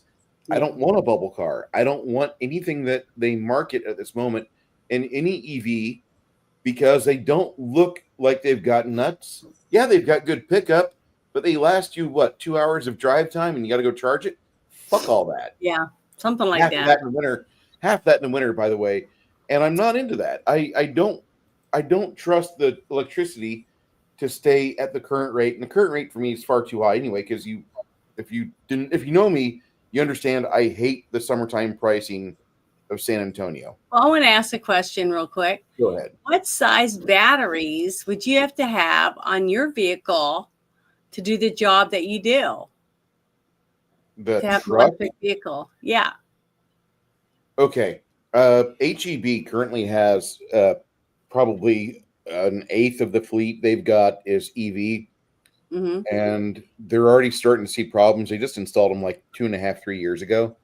They're really nice and quiet. I will give them that, because the diesel engine is loud. It rumbles, it rattles, it bellows. But you would have to have that battery size would have to be larger than what could fit in my Subaru's trunk, because it would have to be huge to power and pull 80,000 pounds of sloshing material up a hill. And but what's going to happen?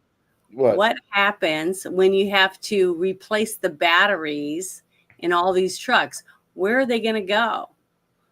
Because we already have whole giant acreages of land with batteries that we can't redo. We can't.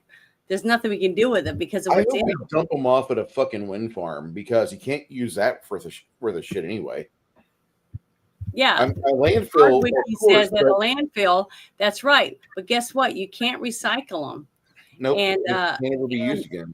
Yeah, you can never use them again. But they are filled with horrible chemicals that destroy the earth around it. You're not going to have trees. You're not going to have animals. You're not going to have anything, because it's going to die if it eats any of this stuff. Okay, so they haven't figured out how to do it. To me, honestly, we know more about how to dispose of and how to protect people from nuclear fuel rods than we do with these batteries that they just chuck. Nuclear. And then they bury it. See what I mean? It's scary. It's a scary thought of what's going to happen where these batteries are at within 100 years. What's going to happen to the ground around it? It's poison. It's leaking into our water systems. It's a hazmat. What do you think it is? I know. That's what I'm saying. But nobody's talking about it.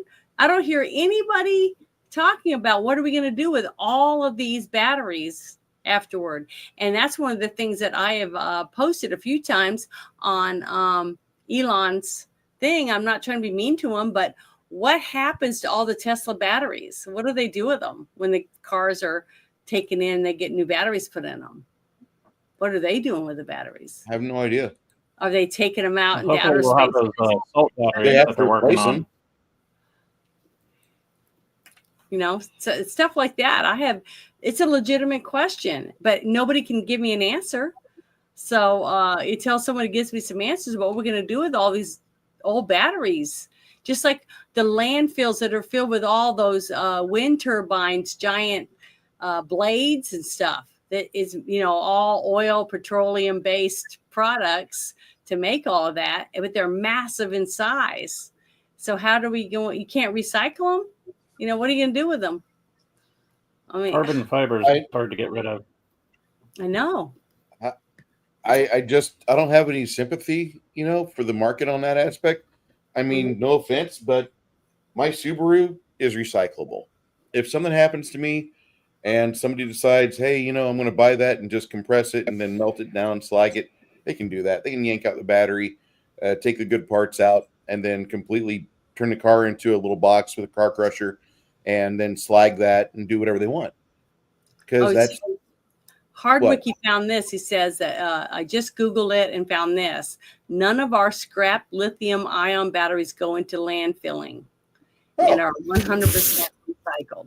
And that is from the Tesla website. So that's a good thing. So maybe he's trying to do something with it, because I'm telling you right now, some of these other battery companies and stuff with the wind turbine stuff, they're not doing that. No, they're not making any kind of effort to do that. So see, this is something right here, what he just shared with us, Hardwicke.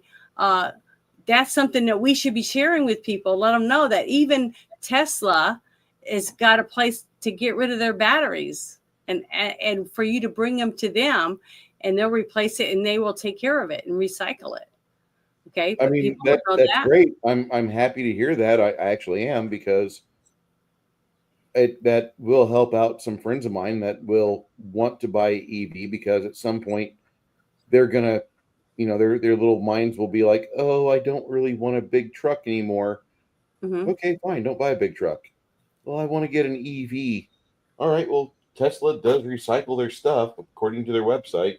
And that'd be nice if that's the truth. I don't know if it's truth. I can't verify it. I can't verify if Brad says something. I'm not going to immediately go fact check Brad and be like, hold on, let me go make sure, Brad, that you're telling me the truth.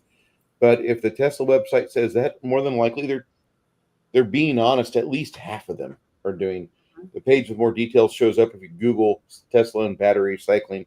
That's awesome. I'm a little concerned for the fact that, you have to replace it after 5 or 7 years. And if you don't, it's just like if you keep your phone too long, your car just goes 30 miles and that's it. To me, that's just a losing situation. And I know there's some people that are like, oh no, you want to trade the battery in. Well, you want to play with cars like that? Great. Play with cars like that. Play with their Cybertruck.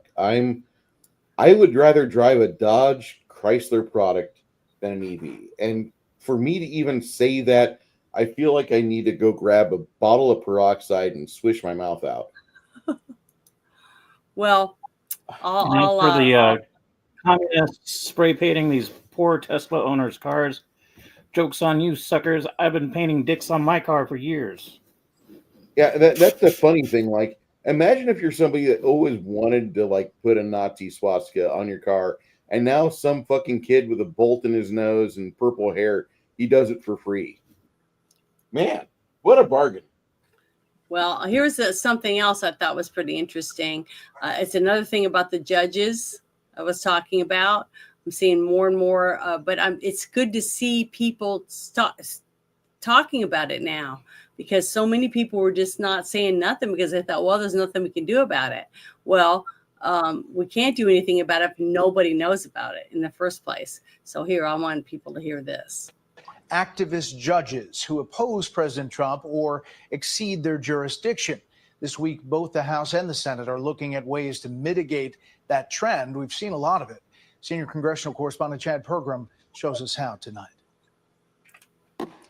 Republicans raging. These judges, are exceeding their powers beyond belief. The GOP accusing judges of stretching their jurisdiction, issuing nationwide injunctions. Yes, they have their constitutional powers, but not superior to the President of the United States nor the Congress. House and Senate Republicans writing bills to limit the reach of these rulings. Universal injunctions have become a favorite tool of those seeking to obstruct President Trump's agenda. Hopefully it's going to send a message to these rogue judges. Democrats call this bullying. Part of this effort is to put in the judge's mind, whatever judge it is, if you don't go our way, we're going to get you one way. Well, that is exactly what I feel like they have been doing to us. And what's funny is they constantly say that. They constantly say what they're doing. You know what I mean? But they say we're the ones doing it because we're the fascists. And they call Antifa, are calling us fascists when Antifa, or everything they do is fascist. You know what I'm saying? It's interesting. The more I've looked into it, the more I realize that they say that, they point the finger at me and say, you are a fascist all along when they are the fascists, actually, instead of me, because I know I'm not. You're a fascist. You're a fascist. You're a fascist. Yeah, basically. So I don't know. I just think it's really, really great that some people are finally speaking out against it and bringing it up to the forefront, because there's so many people that just kind of like look around going, it's taken so long for everything. What's taking so long? Why is it taking so long? Because they don't see it on their one app that they're on. I want more arrests. My bad. Yeah, I pay more attention to local politics. Like we're kicking ass right now. But what really kills me is House bill for ivermectin. We busted a Sinaloa cartel drug dealer who was pimping anywhere between once and twice a week 40 pounds of methamphetamines, fentanil, and other trash. Like that's what I can work with is my local government. I can vote for whoever is running for office in my county. Put the fire to the feet of Governor Little and pray to God he doesn't do something retarded again. Like, that's what I can do. And if it helps out my state, it's going to help out other states. And then eventually we'll see the change. And we don't have to end up in that Red Dawn scenario where we're running around in the woods trying to fight the tyrants. Although it's not going to end up that way. It's going to be totally different. But that's how Hollywood portrays it. So I'm going to stick with it for right now. Well, this was another thing I thought was pretty interesting. It was this gentleman here I want to play for everybody so you guys can listen to it about jobs. Is Trump's tariffs already working? Don't scroll past this video because you're going to want to hear this. Stellantis, the maker of Ram pickup trucks, has just announced that they are laying off 900 people and shutting down 2 plants in Canada and Mexico because of Trump's tariffs. And that's what you're going to hear on the news today, okay? But the part you're not going to hear on the news is they also announced that they are reopening a plant in Illinois where they're going to hire 1,500 American workers to start building Ram mid-size pickup trucks. Now, if that is not what the tariffs were designed to do, then I don't know what is. Well, that's a nice start. You know, that'd be something good for Illinois because they can always use good news over there. Yeah, the thing is, that's what is going to hurt Canada. They're going to pull these businesses out and bring them to our country where they were before they went there for cheap labor. See, but the thing is, and I feel bad about that. But the fact is, if you don't make anything that you can send out besides oil, I mean, they're going to have to bump up their oil production and stuff like that if they want to, boost that. I don't know what other products they have. I know they have beef and timber and other things like that. They're just going to have to work on making those products come to America. Just like I said, I'm one of those people that buy something not simply because it's cheap. I want to buy something that's going to last. And I'll pay more money for something I feel is going to last longer than the other product. Yeah, I get that. That's why I bought the car that I bought, and I'm not saying that Subaru is best, but I'm just saying that I feel happier driving that than I ever felt driving my Honda Civic. And my Honda Civic was a little scooter. I mean, if I put my foot into it, it would answer me back, with the appropriate response. But this here, I literally feel like whenever I've got the ground to cover and I need time, I need more time to cover that ground. If I don't have the opportunity to get pulled over, I'm getting somewhere faster. And I really do appreciate what type of engineering went into that car because I love an all-wheel drive vehicle. I've never had one before, and now I'm sampling it for the first time. It feels great. I have one. It doesn't feel fun whenever you decide to, you're going to do a corner, and like you can feel your body. Yeah, you sway towards the outgoing direction of the curve, but at the same time, you can feel your vehicle adjust to the asphalt, and it's starting to hug the ground because that's how it feels like with me. Like I might be. It's not just that; it's the fact that when we have weather like I'm having right now. Okay, you're not in Tornado Alley, are you? I'm in San Antonio. We don't even see rain past the month of April. Okay. So the thing is, I'm in Tornado Alley. So, and you have lots of windy roads and hills, and I'm up on top of a mountain right now. And then I had the valley below me, and there's lots of flooding. Like my daughter came home earlier and she said the bottom of our street, our road, it's like 3.5 miles long, up this whole road before it turns into two different roads, is flooded.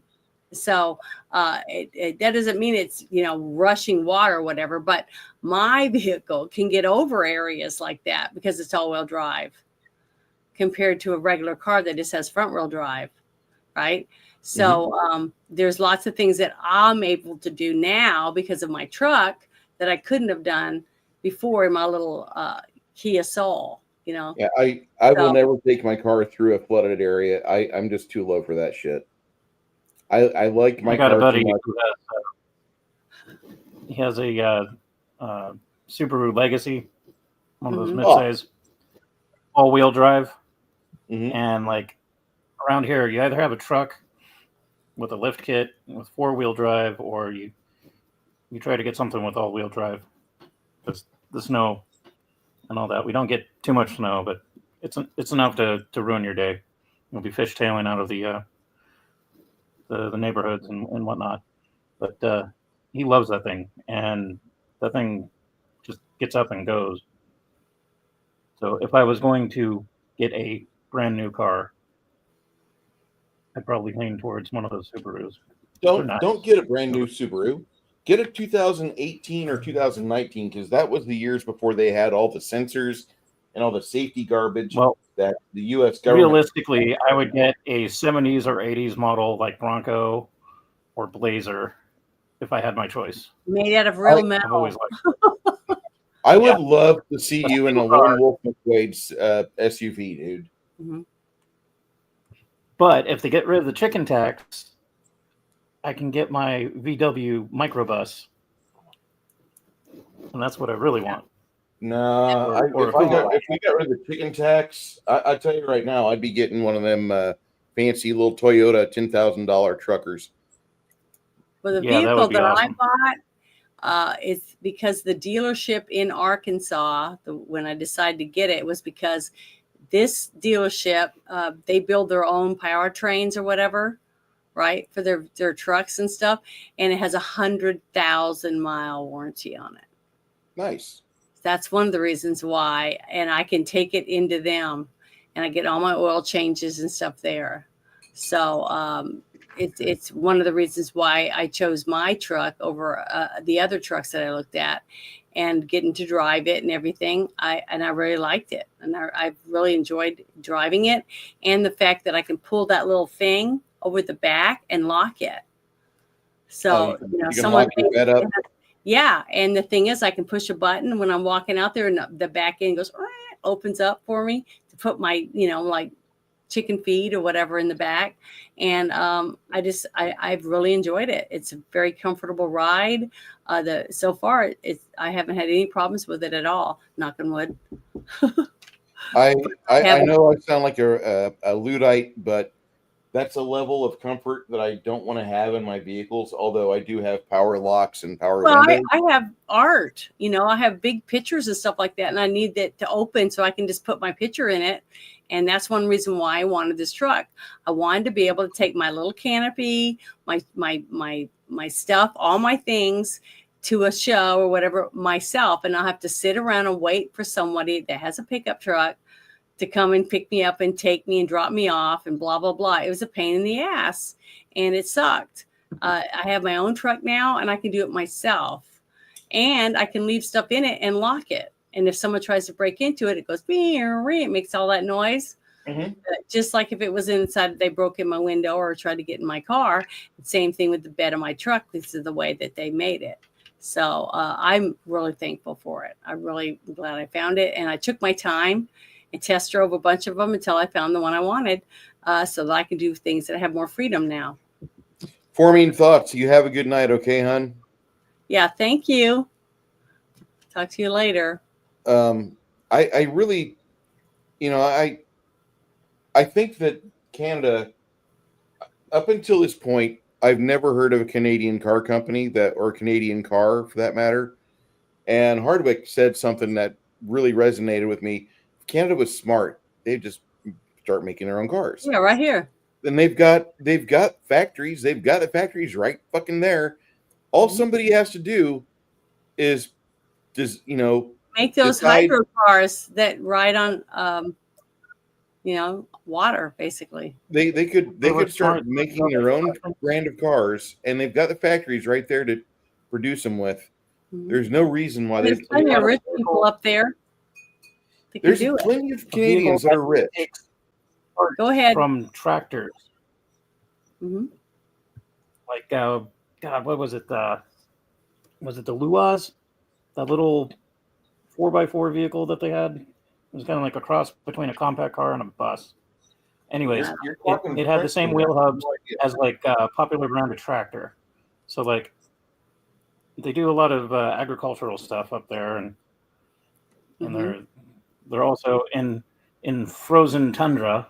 So like, if you can combine the two of tractor parts and car parts and make them interchangeable, they would have this awesome little car that farmers could use, regular townsfolk could use, and then maybe they'll trickle down here, and we can like kit job them and go to San Diego and show off our little dorky, chromed out Canadian, I don't know, hosermobile, whatever they would call it.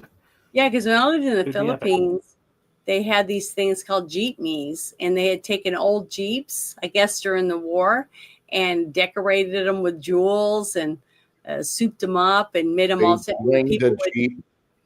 Yeah, and then we would, and you pay, and they would drive you around and give you a tour or whatever else.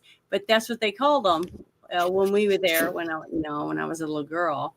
I remember doing that. But that's what I'm saying. The same thing in Cuba. They have cars that they just work on and fix constantly because they're old cars, but they take good care of them.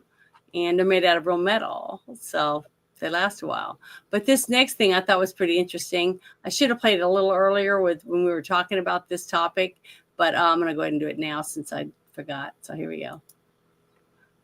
This was pretty good. Dropping number. Where'd all those people come from? Well, it made my jaw drop too when I saw it. We were in Social Security looking for fraud, waste, and abuse, and to do that, we actually looked at the enumeration system, the system by which people get numbers in America, and we found that there were just about 5+ million of them that came to the country as illegals, were giving various forms of parole or allowed in the country, and then got through an automatic system, Social Security numbers, so they get into our benefit systems. And we tracked that through and found that they were on the benefit programs. And just because we were curious, we then looked to see if they were on the voter rolls. And we found in a handful of cooperative states that there were thousands of them on the voter rolls and that many of them had voted. Dropping number. Well, see, that's one of the things I wanted to talk about earlier was the fact we had a person that was on the shit show a couple weeks ago, the team shit show, talking about that they had found, Doge had found that they were taking money, USAID, from the veterans groups and giving it to illegals and paying for a lot of their things that they were using. So that was one of the things that tied in with that. And the fact that they were given Social Security numbers, and it was probably fake ones, you know what I mean? Or someone else's, it was already somebody's numbers. But the fact that they had it, or something like that. yeah. But the thing is, it's just like with the veterans. Okay, this is one of the problems that I've seen, and if you're a veteran and you'd probably understand what I'm talking about, is the fact that you can go in to your doctor at this doctor's office and you get a prescription. Let's say they give you, your shoulder's hurting, so they give you 800 milligrams of ibuprofen prescription, right? So you get that, and then you go home, but then you trip and fall and you hurt your wrist. Okay, so this time you can't get in to see the same person. You have to go to this other clinic and see this other one, and he writes you a prescription for 1,500 milligrams of ibuprofen. So now you're taking both of them, instead of thinking, oh, hey, that's an awful lot of ibuprofen. And next thing you know, within 3 months, you got a bleeding ulcer because the two offices aren't even talking to each other. And they're both for the veterans. It's a VA place. It's supposed to, you think if they put something in the system that the other system would see it and say, oh, we're not going to prescribe you this because you're already taking 800 milligrams of ibuprofen. See what I mean?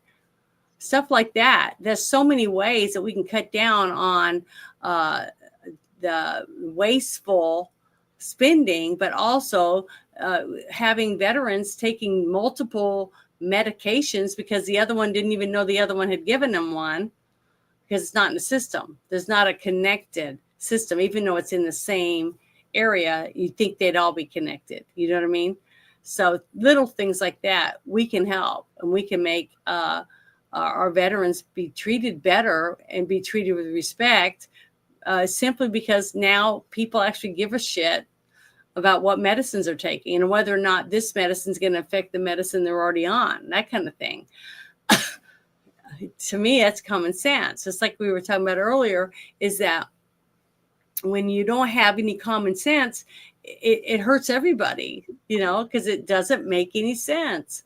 And the fact that you're taking someone's Social Security number and using it at this job, but the other person that has the same number isn't being told, hey, you have a job in that state, but you're also working over here. How's that possible? See? Because the people that are at the Social Security office are not doing their jobs. So streamlining it, just like what Elon was saying about, they just have to answer questions and send an email back. And if they can't even do that, then they're not doing their jobs, right? No. I mean, to me, that's the little simple things that they're trying to do is going to help if people would stop bitching and moaning. Oh, 2,500 people lost their jobs. Well, if they can't even answer an email, then maybe they shouldn't have that job. See, little things like that. It makes a difference. If you went to your job and you didn't clean out the system or whatever before you went, and you show up at the thing and you can only suck out a very small portion of their grease trap, how many times are you going to be able to do that without them bitching and moaning about it? See, it slowly comes back to haunt you, or they're going to blame it on the next guy that comes when he had nothing to do with it, when the guy before you knew exactly what he was doing, but he didn't want to have to take the time to do it. See what I mean? But he's still making as much money as the other person is making. Things like that is how you save money, by having efficient workers that actually care about the efficiency of their business and whether or not they're doing a good job for the customers. We need to start bringing back customer service. If you go into hold on here. Customer satisfaction. Are you kidding me? How dare we try to make the customer happy? Because if you go into a restaurant and you order a meal, and I've done this many times, and a lot of people don't want to go with me to eat. But the thing is, if I go to a restaurant and I make an order, let's say I ordered a margarita, right? And I said that I wanted my margarita with sugar on the rim, right? Not salt. And then I get it and it's got salt on the rim anyways. So I complain, and they have to take it and make me another one and give it to me. People that I'm with are mad because I'm embarrassing them. And I'm like, how is it embarrassing anyone when the person that's supposed to make something for you that you ordered can't even make it right? See what I mean? Why should I just eat it or drink it and pay for something I don't want? That's not any different than saying you have to get the jab whether you like it or not. It's the same thing. People have got to start standing up for what they believe in. If you took a suit in to get it dry cleaned and it has a stain on it, okay, and you said, I want this stain out, and they said, oh, no problem. You go to get it and the stain is still there, but they're charging you $25 for cleaning your suit. Are you going to pay for it? Just take it and say, oh, well, let's buy a new shirt. No, you shouldn't pay for something you didn't get what you paid for. Don't pay for it.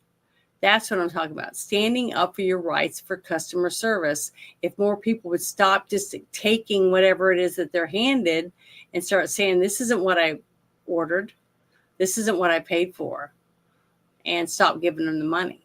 I just can't believe it. Like, it would be nice if we could live in that society where, you know, the customer was able to have the ability to reject poor service, or reject poor craftsmanship. Imagine that. Imagine if we were able to. Everything we doled out money for was suddenly scrutinized according to some measurement of quality or expected quality. How much of your mind just got boggled because right now you're giving a lot of money for his fucking 1-star equipment, for 1-star service? I don't accept that. I don't accept that or anywhere I shop. But if I don't get what I asked for, I'm not going to pay him for it. 1/3 of your fucking money that's going out right now, i.e. taxes, is going to some piece of shit making third-party purchases. He has no concern about what it is. All it is like, I have to fill this quota. Yeah, I'm talking about what I have control of in front of me. You see what I mean? And I don't accept that. If I go in and I pay to get, let's say I pay to get my teeth cleaned, and I go in and I say, well, I've been drinking too much coffee and I want my teeth to be whiter. And I go in and they say, well, okay. And they do this and that. And I go out and I look in the mirror and I'm like, I can't tell a difference. They look exactly the same. I'm going to say, well, I want this fixed. You know, I want you to fix it because I'm not happy with it. I'm not satisfied. And if you don't, then I'm not going to pay you. And then when we have to go to court or whatever, I'm going to tell them, you know, they're crap. They're not very good at their job. Don't go to them. So, you know, what do you want? Do you want the headache of that? Or do you want to give me what I asked for? See, that type of thing. If we start asking for that and demanding the treatment for what we deserve, then they'll stop giving us a bad product. But see, when you have one company in your area that does this say internet, right? Like what happens with Tommy. This happens to Tommy a lot. CenturyLink Pays a lot of money and he gets shitty, crappy service constantly. He might have 2 or 3 good days every month, right? That isn't fair. But as soon as another company comes in, but it works better than. I know, but as soon as another company comes in and starts giving service and they charge, even if they charge the same amount of money, but they go and they hook up and they have service 5 times more than what they had with the other, how many people are going to stay with this other guy? They're not. They're going to say, nah, they're going to just have their service turned off and they're going to go to the next place because they don't like the service. I mean, I don't go to a restaurant if I get treated like shit. You know what I mean?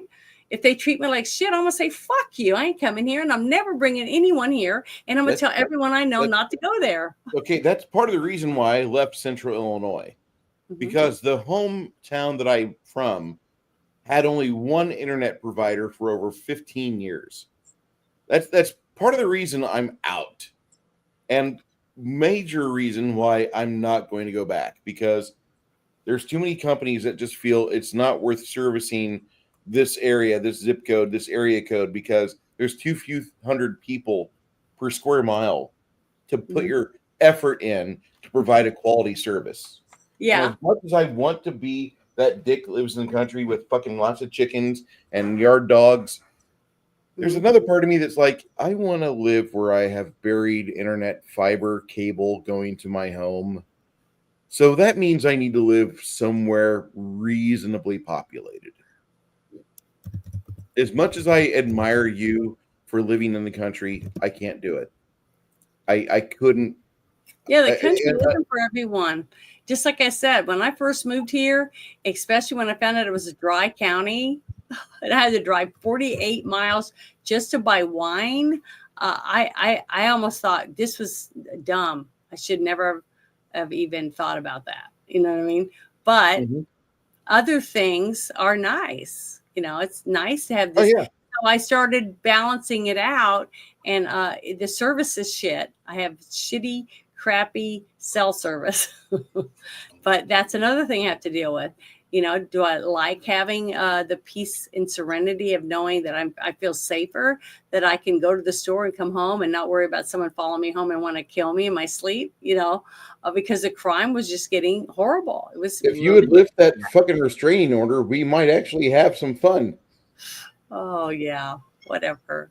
But it's, I don't know. It's just, we have to start demanding what we paid for. If we start standing up and saying, I'm not taking this shit anymore, I'm not going to just take this terrible drink or this crappy meal and pay you for it. And then the next person comes in and gets the same thing. And we just stop shopping there. If you just stop going, just like the whole Bud Light thing, it worked because people stood up for what they believed. And guess what? Bud Light said, wow. Well, that wasn't a hard sell. I mean, Bud Light sucked. Well, the thing is, they know that Bud Light. No, sir, I'd rather have the Coors Light. Give me the pure water with the wheat flavor. But sorry. Yeah. I mean, if you're into that, you know, you want to be humiliated and degraded and pay extra. Like, go up to the city, hit those clubs, because that's what they do for those type of people. But if you're not a degenerate or a reprobate, you know, you have to be a self-advocate sometimes and just say no. And it's really easy. 2 letters. No. Final. There you go. Take your money. And for those of you that are degenerates like me, you have a home here. You're good. Yeah, I've heard that before, Hardwick. I don't know how true that is. I've been to the brewery in Anheuser-Busch in St. Louis, And I was a young kid, so I didn't pay much attention to things. I was just upset that they weren't going to let me sample beer because I was under 21, of course. But I feel that Budweiser doesn't make good alcohol. Like Cheap beer night at the Catalyst. It was. I can't remember. I can't remember whenever I got drunk. I don't even think whenever I first got drunk at age 18 in Port Isabel that I had any alcohol from Budweiser that night. I think it was all Tecate beer. And if you know what Tecate beer is, that's like a cheap version of Lone Star beer. It's good for I don't beans. drink beer. I don't drink. Well, Janet, we didn't have any wine vineyards there on South. Well, I did drink when I was in high school. I remember sneaking my mom's Coors and drinking a couple of them, but I just didn't like the taste of it. I don't know if it was because I had allergic reaction or whatever to the hops or something that was in beer. My first beer, not my first choice. Mm-hmm. It was an unattended beer, and I was 2, and I didn't know any better. But it was a tall can. It was big enough to grasp. Yeah, I remember you telling me. Yeah. There's still footprints underneath the linoleum of my grandparents' old home. Mm-hmm. With me walking in circles. It's awesome. You know, Gen X stories. Anyhow. Is that good beer? This is a good brown ale if you like brown ales. It's got a little bit of a hop to it. It's more of a malt than a hop, but it's a 5.4, I think, and it's made about an hour away from me. Mm-hmm. Like when I say it's made an hour away from me, no, they make it an hour away from me. I don't know where they source the hops from and the various barleys or the etc. But it's made in Blanco, Texas, which is code for white. If you've ever been to White, Texas, Blanco, Texas, this is what you are missing if you don't go there. Brewhouse Brown is a really good brown ale. It's crisp. It's not heavy. It tastes good. It'll get you fucked up if you have 3 of them in a row. It's nice. I should have And by next Friday, we'll have Six Nations Special Reserve. If it's any good, are you able to mail it to me? This here, the brown ale? No, I don't or like his? beer. I'm talking to Joshua. I can make it. I can consume it. I can't sell it, and I don't think I can transport it. Oh, I was gonna say you don't have to sell it to me. All that stuff. You just But send me some. I can give the recipe, and it's super easy and super ghetto. Yeah, it's okay. But I Sometimes did take a ghetto's swig of good. it because it's halfway done, and it's almost table wine status. Like a decent Table wine's a good status. I'm going to go grab another beer before we go into the third act of our show tonight. Well, one thing I wanted to share, I'm getting ready to share what I showed you earlier.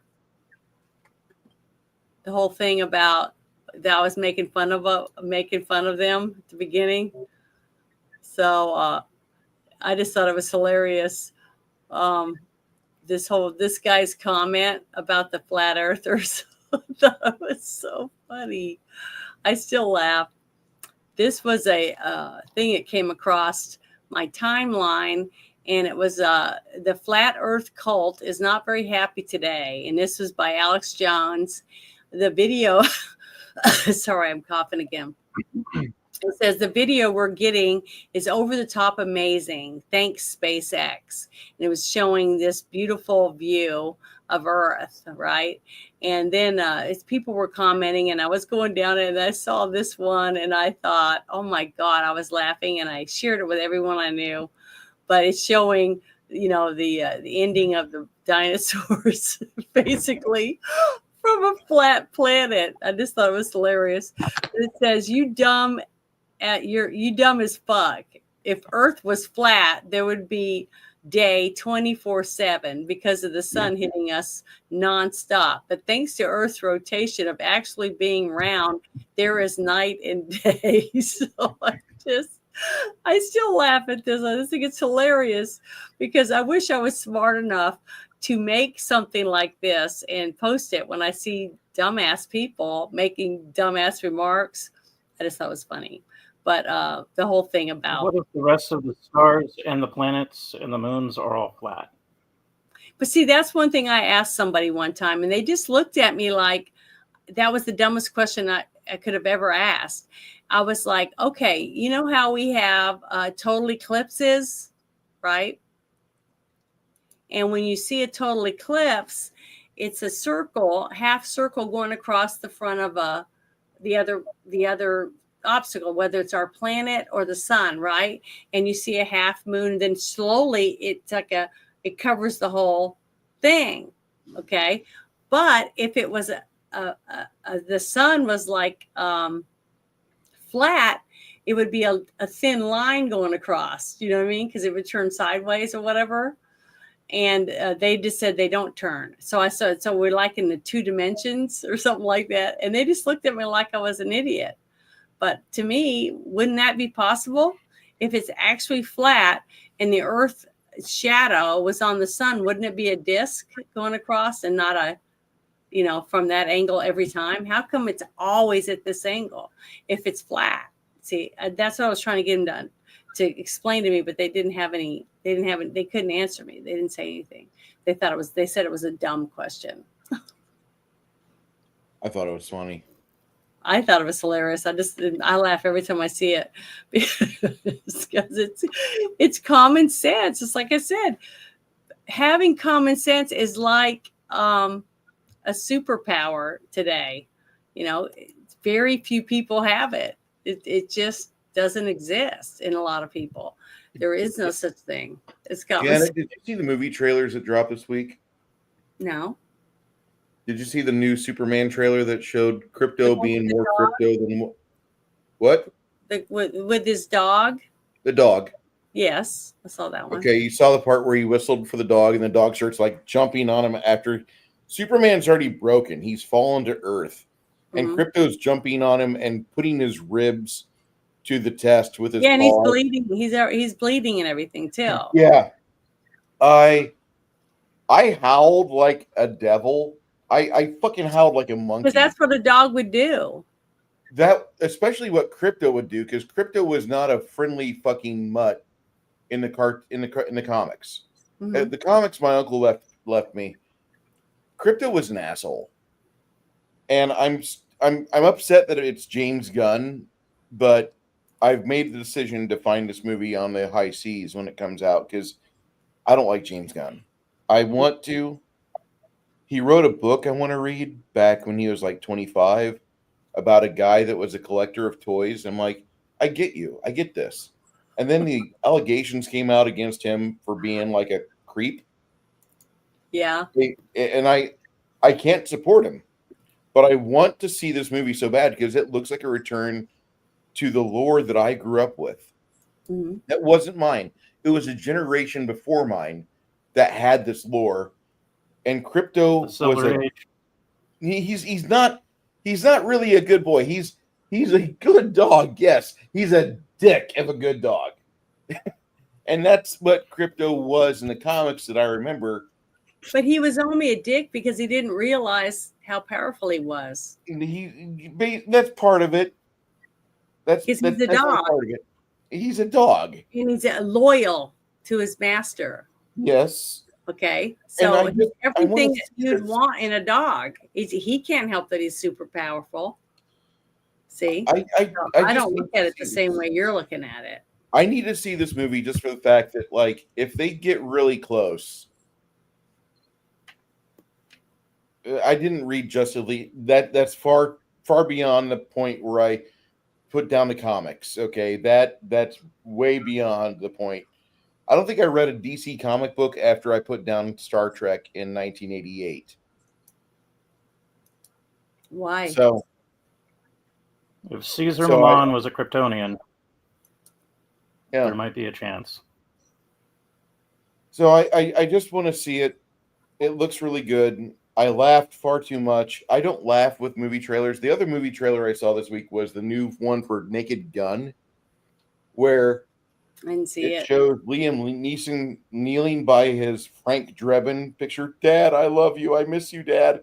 And then it has the other guy, the schlep, who's George Kennedy, who's his father. Then it shows all the cops kneeling at pictures of their daddies crying. And the one black kid is looking at the O.J. Simpson picture and he's like, nah, I ain't gonna fucking cry for this motherfucker. Fuck him. Fucking great. Fucking great. Oh. Well, I'm happy that you're going to enjoy it. I'm going to go see it, I'm sure. I'm gonna go pay for that. I'll pay for Naked Gun. I won't pay for fucking Justice or Superman because it's James Gunn. You know, dude, you told us to fuck off whenever you had the Geeks and Gamers people on, even though it was Uchi, the most milquetoast G&G guy there ever was. Mm-hmm.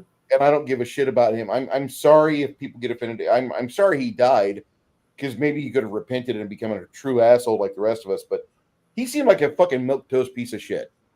Mm-hmm. And I said that about him when he was alive. Nothing's changed. But fucking this new movie for the Naked Gun looks so fucking good. Oh, my bad, Hardwick, Zack Snyder, James Gunn. I wish I didn't get those two confused. If those two guys weren't fucking creeps in their own special way, it wouldn't happen like that. Like, one of them needs to just, like, pick up a Bible. Then I'll be able to figure the two apart. Did I say that aloud? Got it. Bruce, you're being a dickhead. Yeah, I know. Zack Snyder. Yeah, Zack Snyder is James Gunn. They're both complete douchebags. And I have no regret over the fact I'm going to see it on fucking high seas. Well, guess what? I hate to say this, but I don't care if they're a douchebag or not, if they can make good entertainment. You know, there's certain people. Guess what? I gotta say this.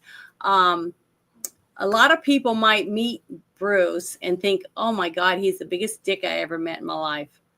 You know, he's an asshole. He didn't have You're anything okay to say that. You're okay to think that. I know, but what I'm saying is that they say that, and then they tell other people, and then nobody wants to buy any of your products. Yeah, whatever. Okay. What I'm saying is they have the right to do that, but a person like me, I can look at the product and say, "Wow, this is amazing. I really want this. I love this one. I love that. I'm going to buy them." Even though my friend said that's the biggest douchebag asshole in the world, I can look past the douchebagness because I like what I'm going to have sitting in my house. There's certain parts where I can go, I love the art more than the artist, and I will go for buying the art. Yes, there are certain things I can definitely say where no matter how the people are, I'm going to buy that product because I believe I can make that product something special by putting it in my home completely. And I'm going to show you. And the reason why is, okay, remember that picture I made of the rhinestone art picture I made, and it had some of the heroes and then the villains in it? Yeah. And I put it in a shadow box and I put their characters in front. Mm-hmm. Remember that? I didn't care when I was making that for a small child, okay, an 8-year-old, when I had to make the Deadpool because I couldn't afford to buy it because it was way too expensive. It was $200 for a little 3-inch character to go in front of the Deadpool. And then I needed an Ultron. I couldn't afford an Ultron. They were like $200 and something. So I could have charged that much money for it, but that would have been $1,000 for this picture for a kid. So I was doing everything I could to make it reasonable price. But guess what? You're not going to find another one. There's not another one anywhere that you can buy that looks like that. And the shadow box with the characters in front of it. But the thing is, I made a work of art and I didn't care who made each of those little characters. I was thinking about the overall thing when I was going to finish after making the rhinestone art and be able to put those characters in a shadow box with the pictures of the characters that I made. See, so I am glad the child that liked that and the parents didn't say who made this and who did that with all the other things. Because if they would have, I'm sure they would have found something they didn't like about it. And I'm glad they didn't care. All they cared about was when their kids saw it and went, "Oh," and they loved it. Okay, that's all that mattered. And that's what I hope that most people would do. Try to get enjoyment from whatever it is they're buying, the product, and look past whatever douchebag might have made it and that they're going to make money off it. Because if it brings you joy, then it's worth the money you spend on it. Hey, Janet, you want to throw me the screen real quick? Oh, sure. Here we go. All right, so you guys know I like to paint miniatures, right? I have a whole desk full of unpainted ones, partially painted ones, and in about another week, I'm going to order. It makes you happy, right? No, it doesn't at all. It actually just gives me purpose. Making me happy is something completely different. Getting one completed is fine, but having this core set will be 100 new minis. This is about 30 minis. This is another 30 minis. This is 30 new Fae minis. Fae minis, like gnomes, fairies, fucking red caps and shit. More dungeon monsters and Egyptian themed stuff. So I'm gonna order one of every of these because I fucking need it. Like, just for the fact that I seriously am running low on miniatures to paint, and I'm getting just today. I don't know if you can see this or not. Go ahead and let me kill that. Okay. So this right here, these figures that are here, I only had 3 of them in here at the start of the day. Okay.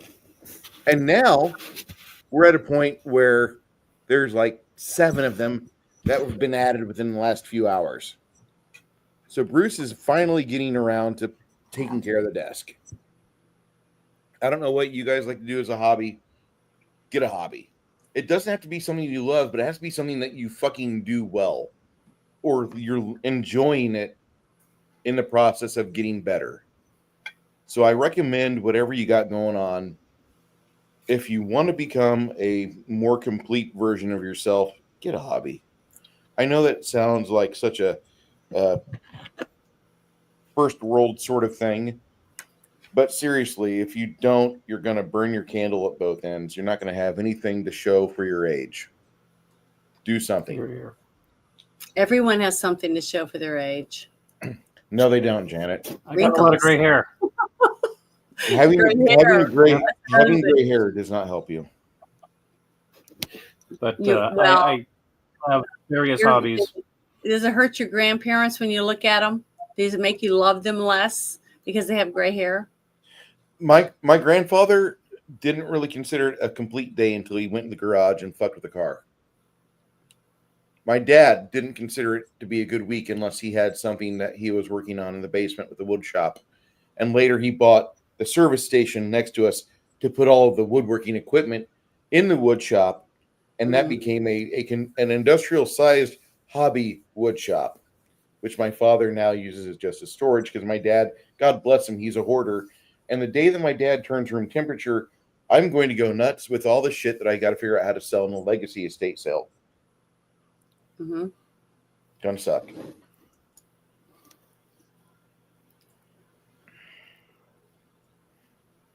The trailers for the new Fantastic Four movie leaned into that 1960s Silver Age style too, but unfortunately, that one's gonna have a female Silver Surfer. That's where I'm really not into it. I need a male Silver Surfer, just like the one that was made in 2006 that was really bad. I love that movie. Really? Yep. I enjoyed it. I loved all of the that group of Fantastic Four characters. I love both those movies. I'm going to tell you something that nobody really ever agrees with me with. I like the 1986 Punisher with Dolph Lundgren. I think that's a fun. That was a great movie. That one. That's a fun, stupid movie with Louis Gossett Jr. Yeah, I haven't seen it. Oh boy. Guess what's going on the list, Janet? Well, then you have to put the other one on too, because I like that one. Wait, when you say the other one, you're talking about the one with Thomas Jane, or the one with Thomas Jane? Okay, thank you. Because that's the one I've seen, and I thought it was great. I didn't quite like Travolta in it, but yeah, he was the weak link in that movie. And is Face Off back on the list? Yes. Okay, because I have that one. We can watch it. That makes 2 of us. Okay, because I have that. I have a bunch of them. I can't wait to type up my list so far that I've already got done. A whole notebook of movies. And another one I want to put on there is The 13th Warrior. already on there. That's a great. I love that anachronistic movie. Mm-hmm. I There's a almost bunch of missed it movies in the on theater. They did the name change because originally it was named after the book Eaters of the Dead. I'm like, Yeah. oh my god, I just got done reading, and they got this movie coming out this summer, and then they changed the name, and I almost missed it. But then I caught it last minute, and I was like, oh, this is cool. Well, I am starting to get really tired because I've been up since 3:30 this morning, and my ear is ringing. Hopefully, it's better by tomorrow because I don't know how long it takes for you to recover from Depends that. on how loud it is and how close proximity you shot your gun towards whatever wall reverberated it back into your ear. Like this in front of me, and then there was a sloping wall there in the back part of the coop there. But yeah, it was pretty shitty. And everybody's getting on to me saying you should have had headphones. Well, who's thinking of headphones when you're running out At 3 in the there? morning when you got your fucking chicken panicking. On your I'm rifle. half naked and it's pouring down rain, and the raccoon was as big as a Cocker Spaniel. It was huge, and he was eating one of my chickens' heads off. I was Janet, not thinking about putting earplugs in. You were using That's your AR? Do what? I'm assuming. No, You were I used using your my AR? 9mm pistol.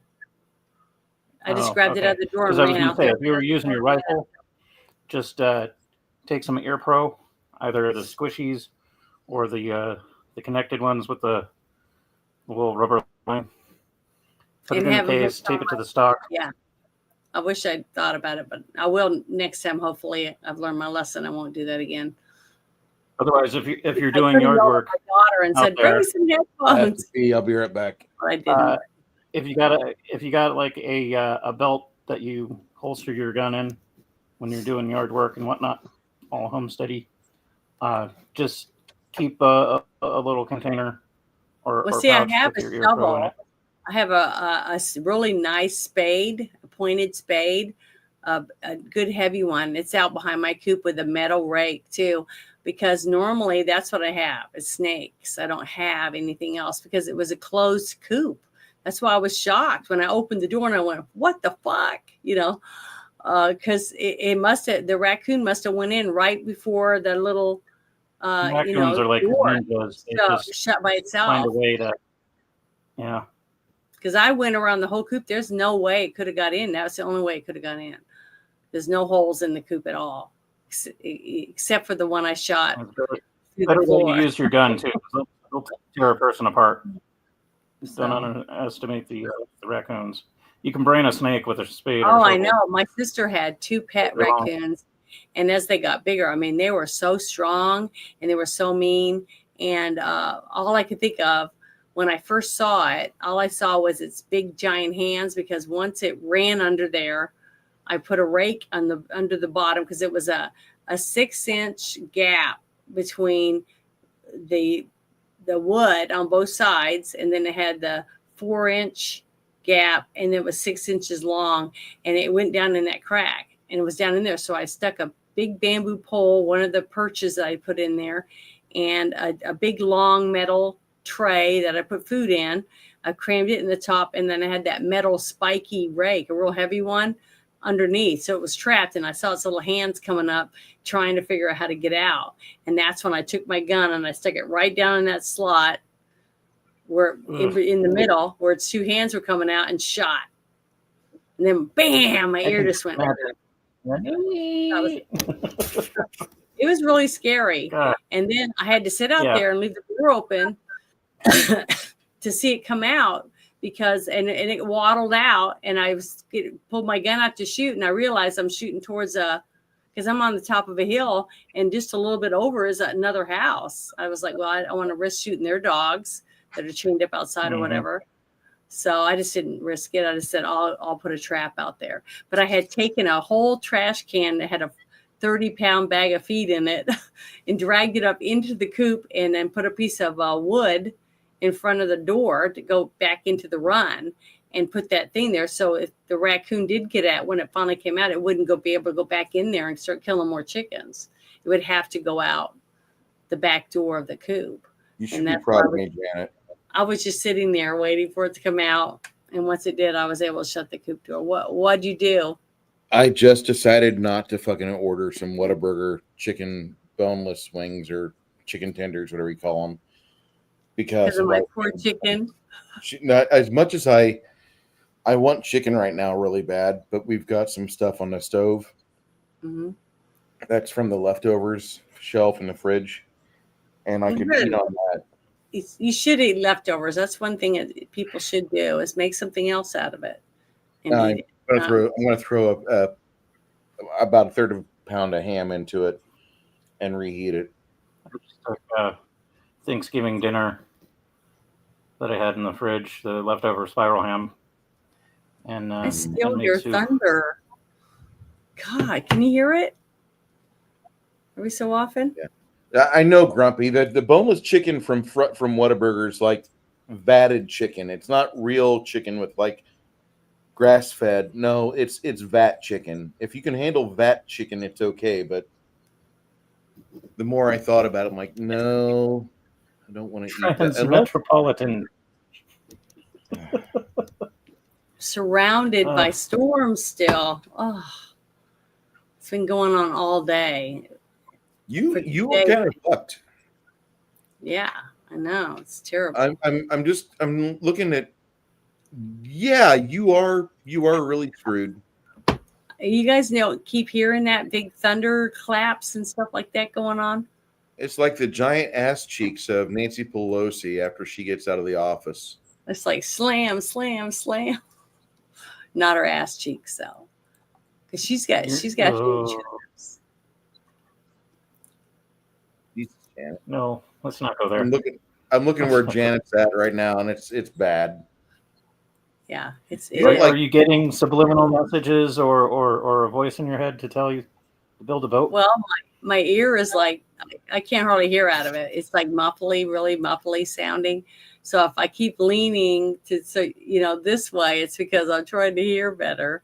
Because this side I can't hardly hear out of at all. Well, we are under severe thunderstorm watch till 5 a.m. and with the oncoming storms, I can see it. But so do either one of you guys have anything planned for the weekend? And tomorrow's game.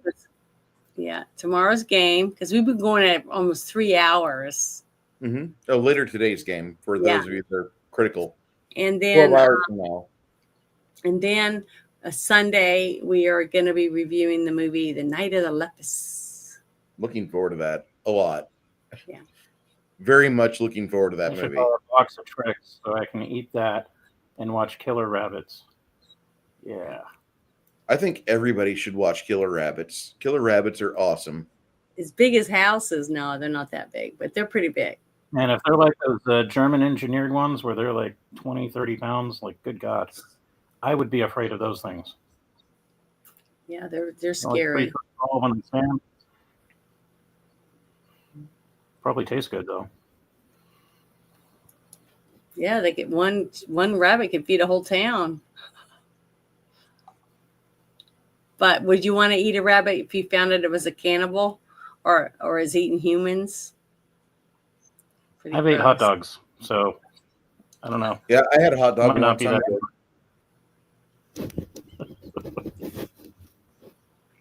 But I want to say thank you to everybody for hanging out with us. I guess we got 76 people watching us right now on X or Rumble and YouTube. And I just want to say thank you to everybody. Thank you, but why is going through my head? I guess but a that's lot just of people me. said Like, they how thought the the hell show would you was invite good. me into your program? That it was pretty. Oh, you're welcome. Yeah, it can get a little hectic depending on the topic, because sometimes the topic can get people really riled up, if you know what I'm saying. So it just depends. It got kind of interesting there a little bit ago. I'm just going to say that. It is interesting depending on what the topic is. And I don't like to talk about the same thing everyone is, because everybody kept saying, "You're going to make a special video just for Val Kilmer?" And I said, no, there's already like thousands of them up right now. And I made a simple little one with some pictures And I said, that he'll be missed, and that was enough. That was my tribute. You got our buddy Vinny Tartamella, and you got Words of Paradise making videos about Russell Brand and Van Damme. Mm-hmm. We don't need to echo that, do we? Do we need to fucking repeat this shit all the time to people? I thought my flat Earth thing was funnier. I think flat Earth is something that we need to focus on for at least 30 seconds. Yeah, I just thought that was hilarious. I just really loved that video. That was just a comment. Yeah, it was good. So, but I'm gonna say thank you to everybody that came to hang out with us. And go ahead. No, I just want to say, like, I haven't seen him do anything since, like, I want to say 2009 or something. He's had a hell of a life after that with health issues and stuff. And then to hear that he passed away from pneumnia, that just sucks balls. But yeah, but did you read he's what left a legacy of movies. Said? Did you hear what his family said about him? That he had been bedridden pretty much for over a year. Yeah, I believe that. I can see why he would get pneumonia, because when you're not able to get around and stuff like that anymore, that's just one of the things that can happen to you. So it's really sad. But the fact that he did change, he helped so many people get through times in their life by just being a good actor and a caring person. And he was entertaining, and that's what he did. He lived to entertain us. And I think he did a phenomenal job at it. He had lovable characters. But my favorite one will always be from Tombstone. That's my favorite one. Oh, yeah. That's awesome. Tombstone, I think that's great. Top Gun, Real Genius. Mm-hmm. Mad Mardigan from Willow. Yeah, Mad Mardigan's my second favorite.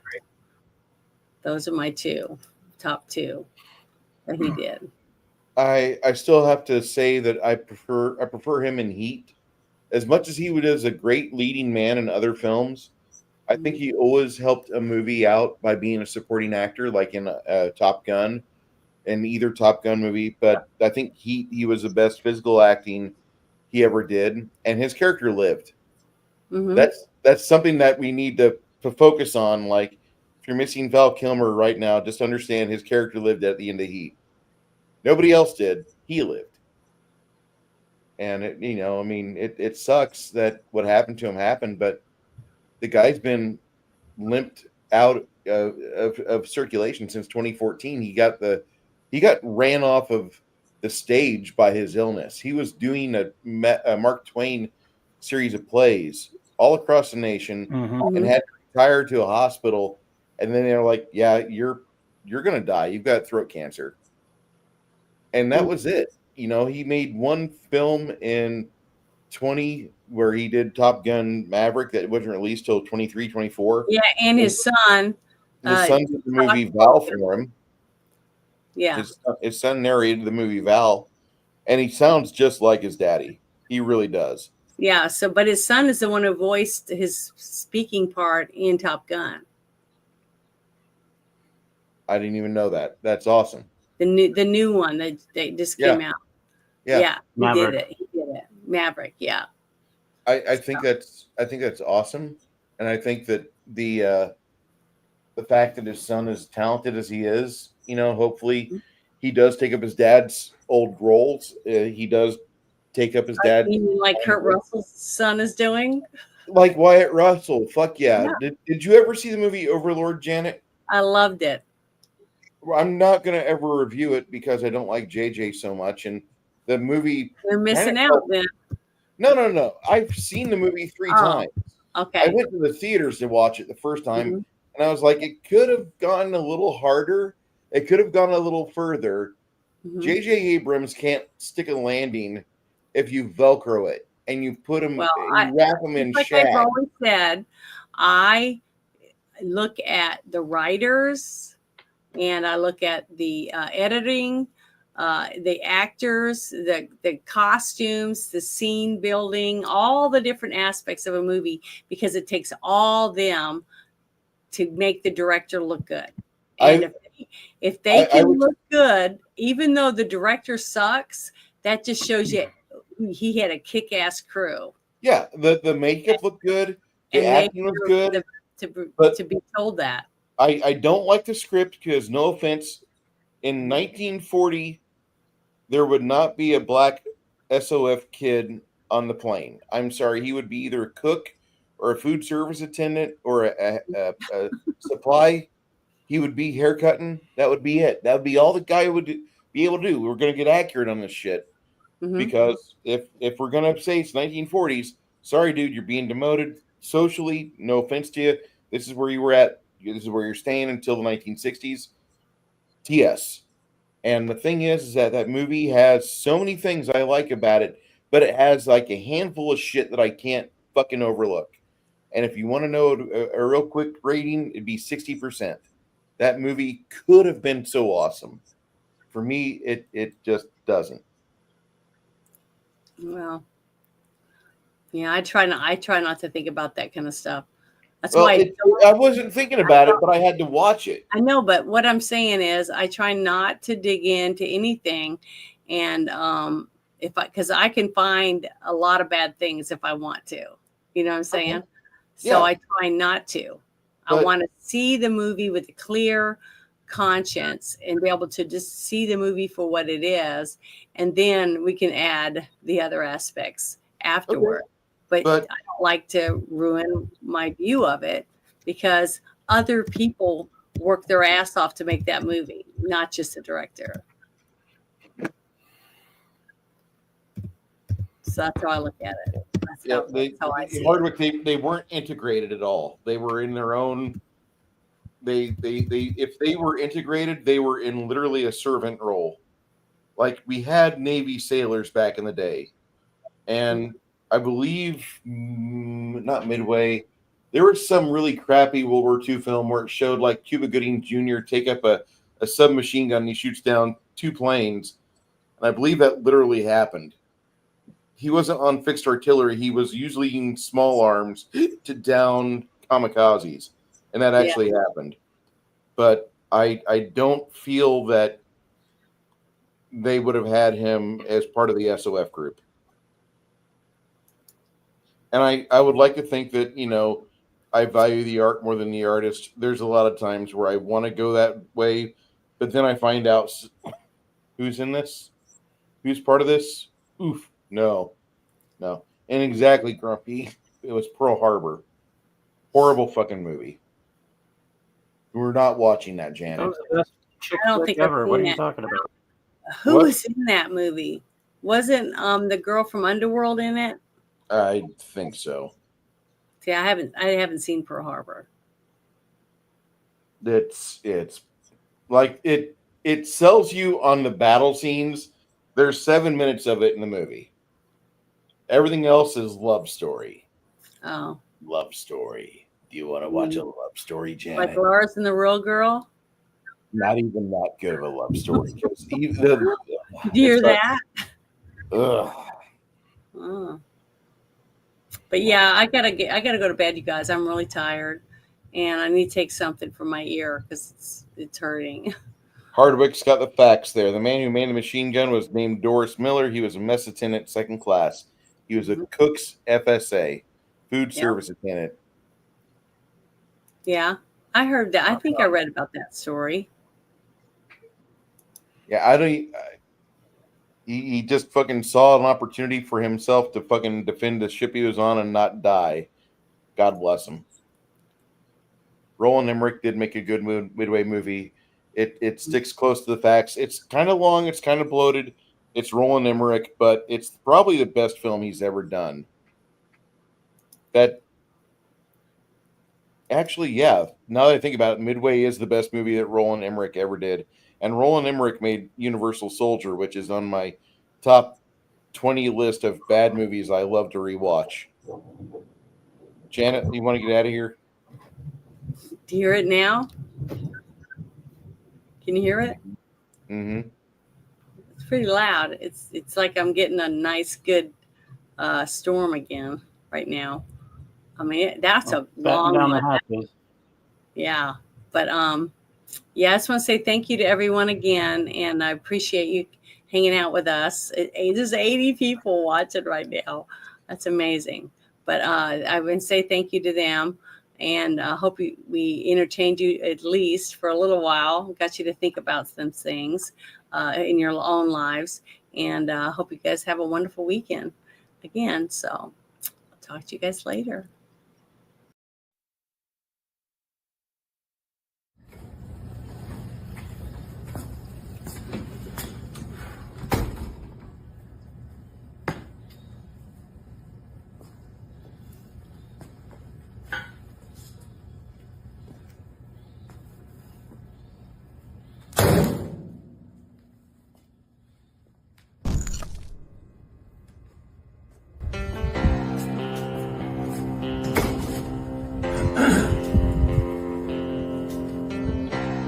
First off, let me convey to my family, friends, and supporters that now is not the time to gloat. We must remember that most of our left-leaning friends are good people who want the same things in life as we do, but simply think differently on how to get there. It is now time to be the bigger man, to extend an olive branch and unite all reasonable people of this great nation. God has blessed America, and together with President Trump, we will make America great again.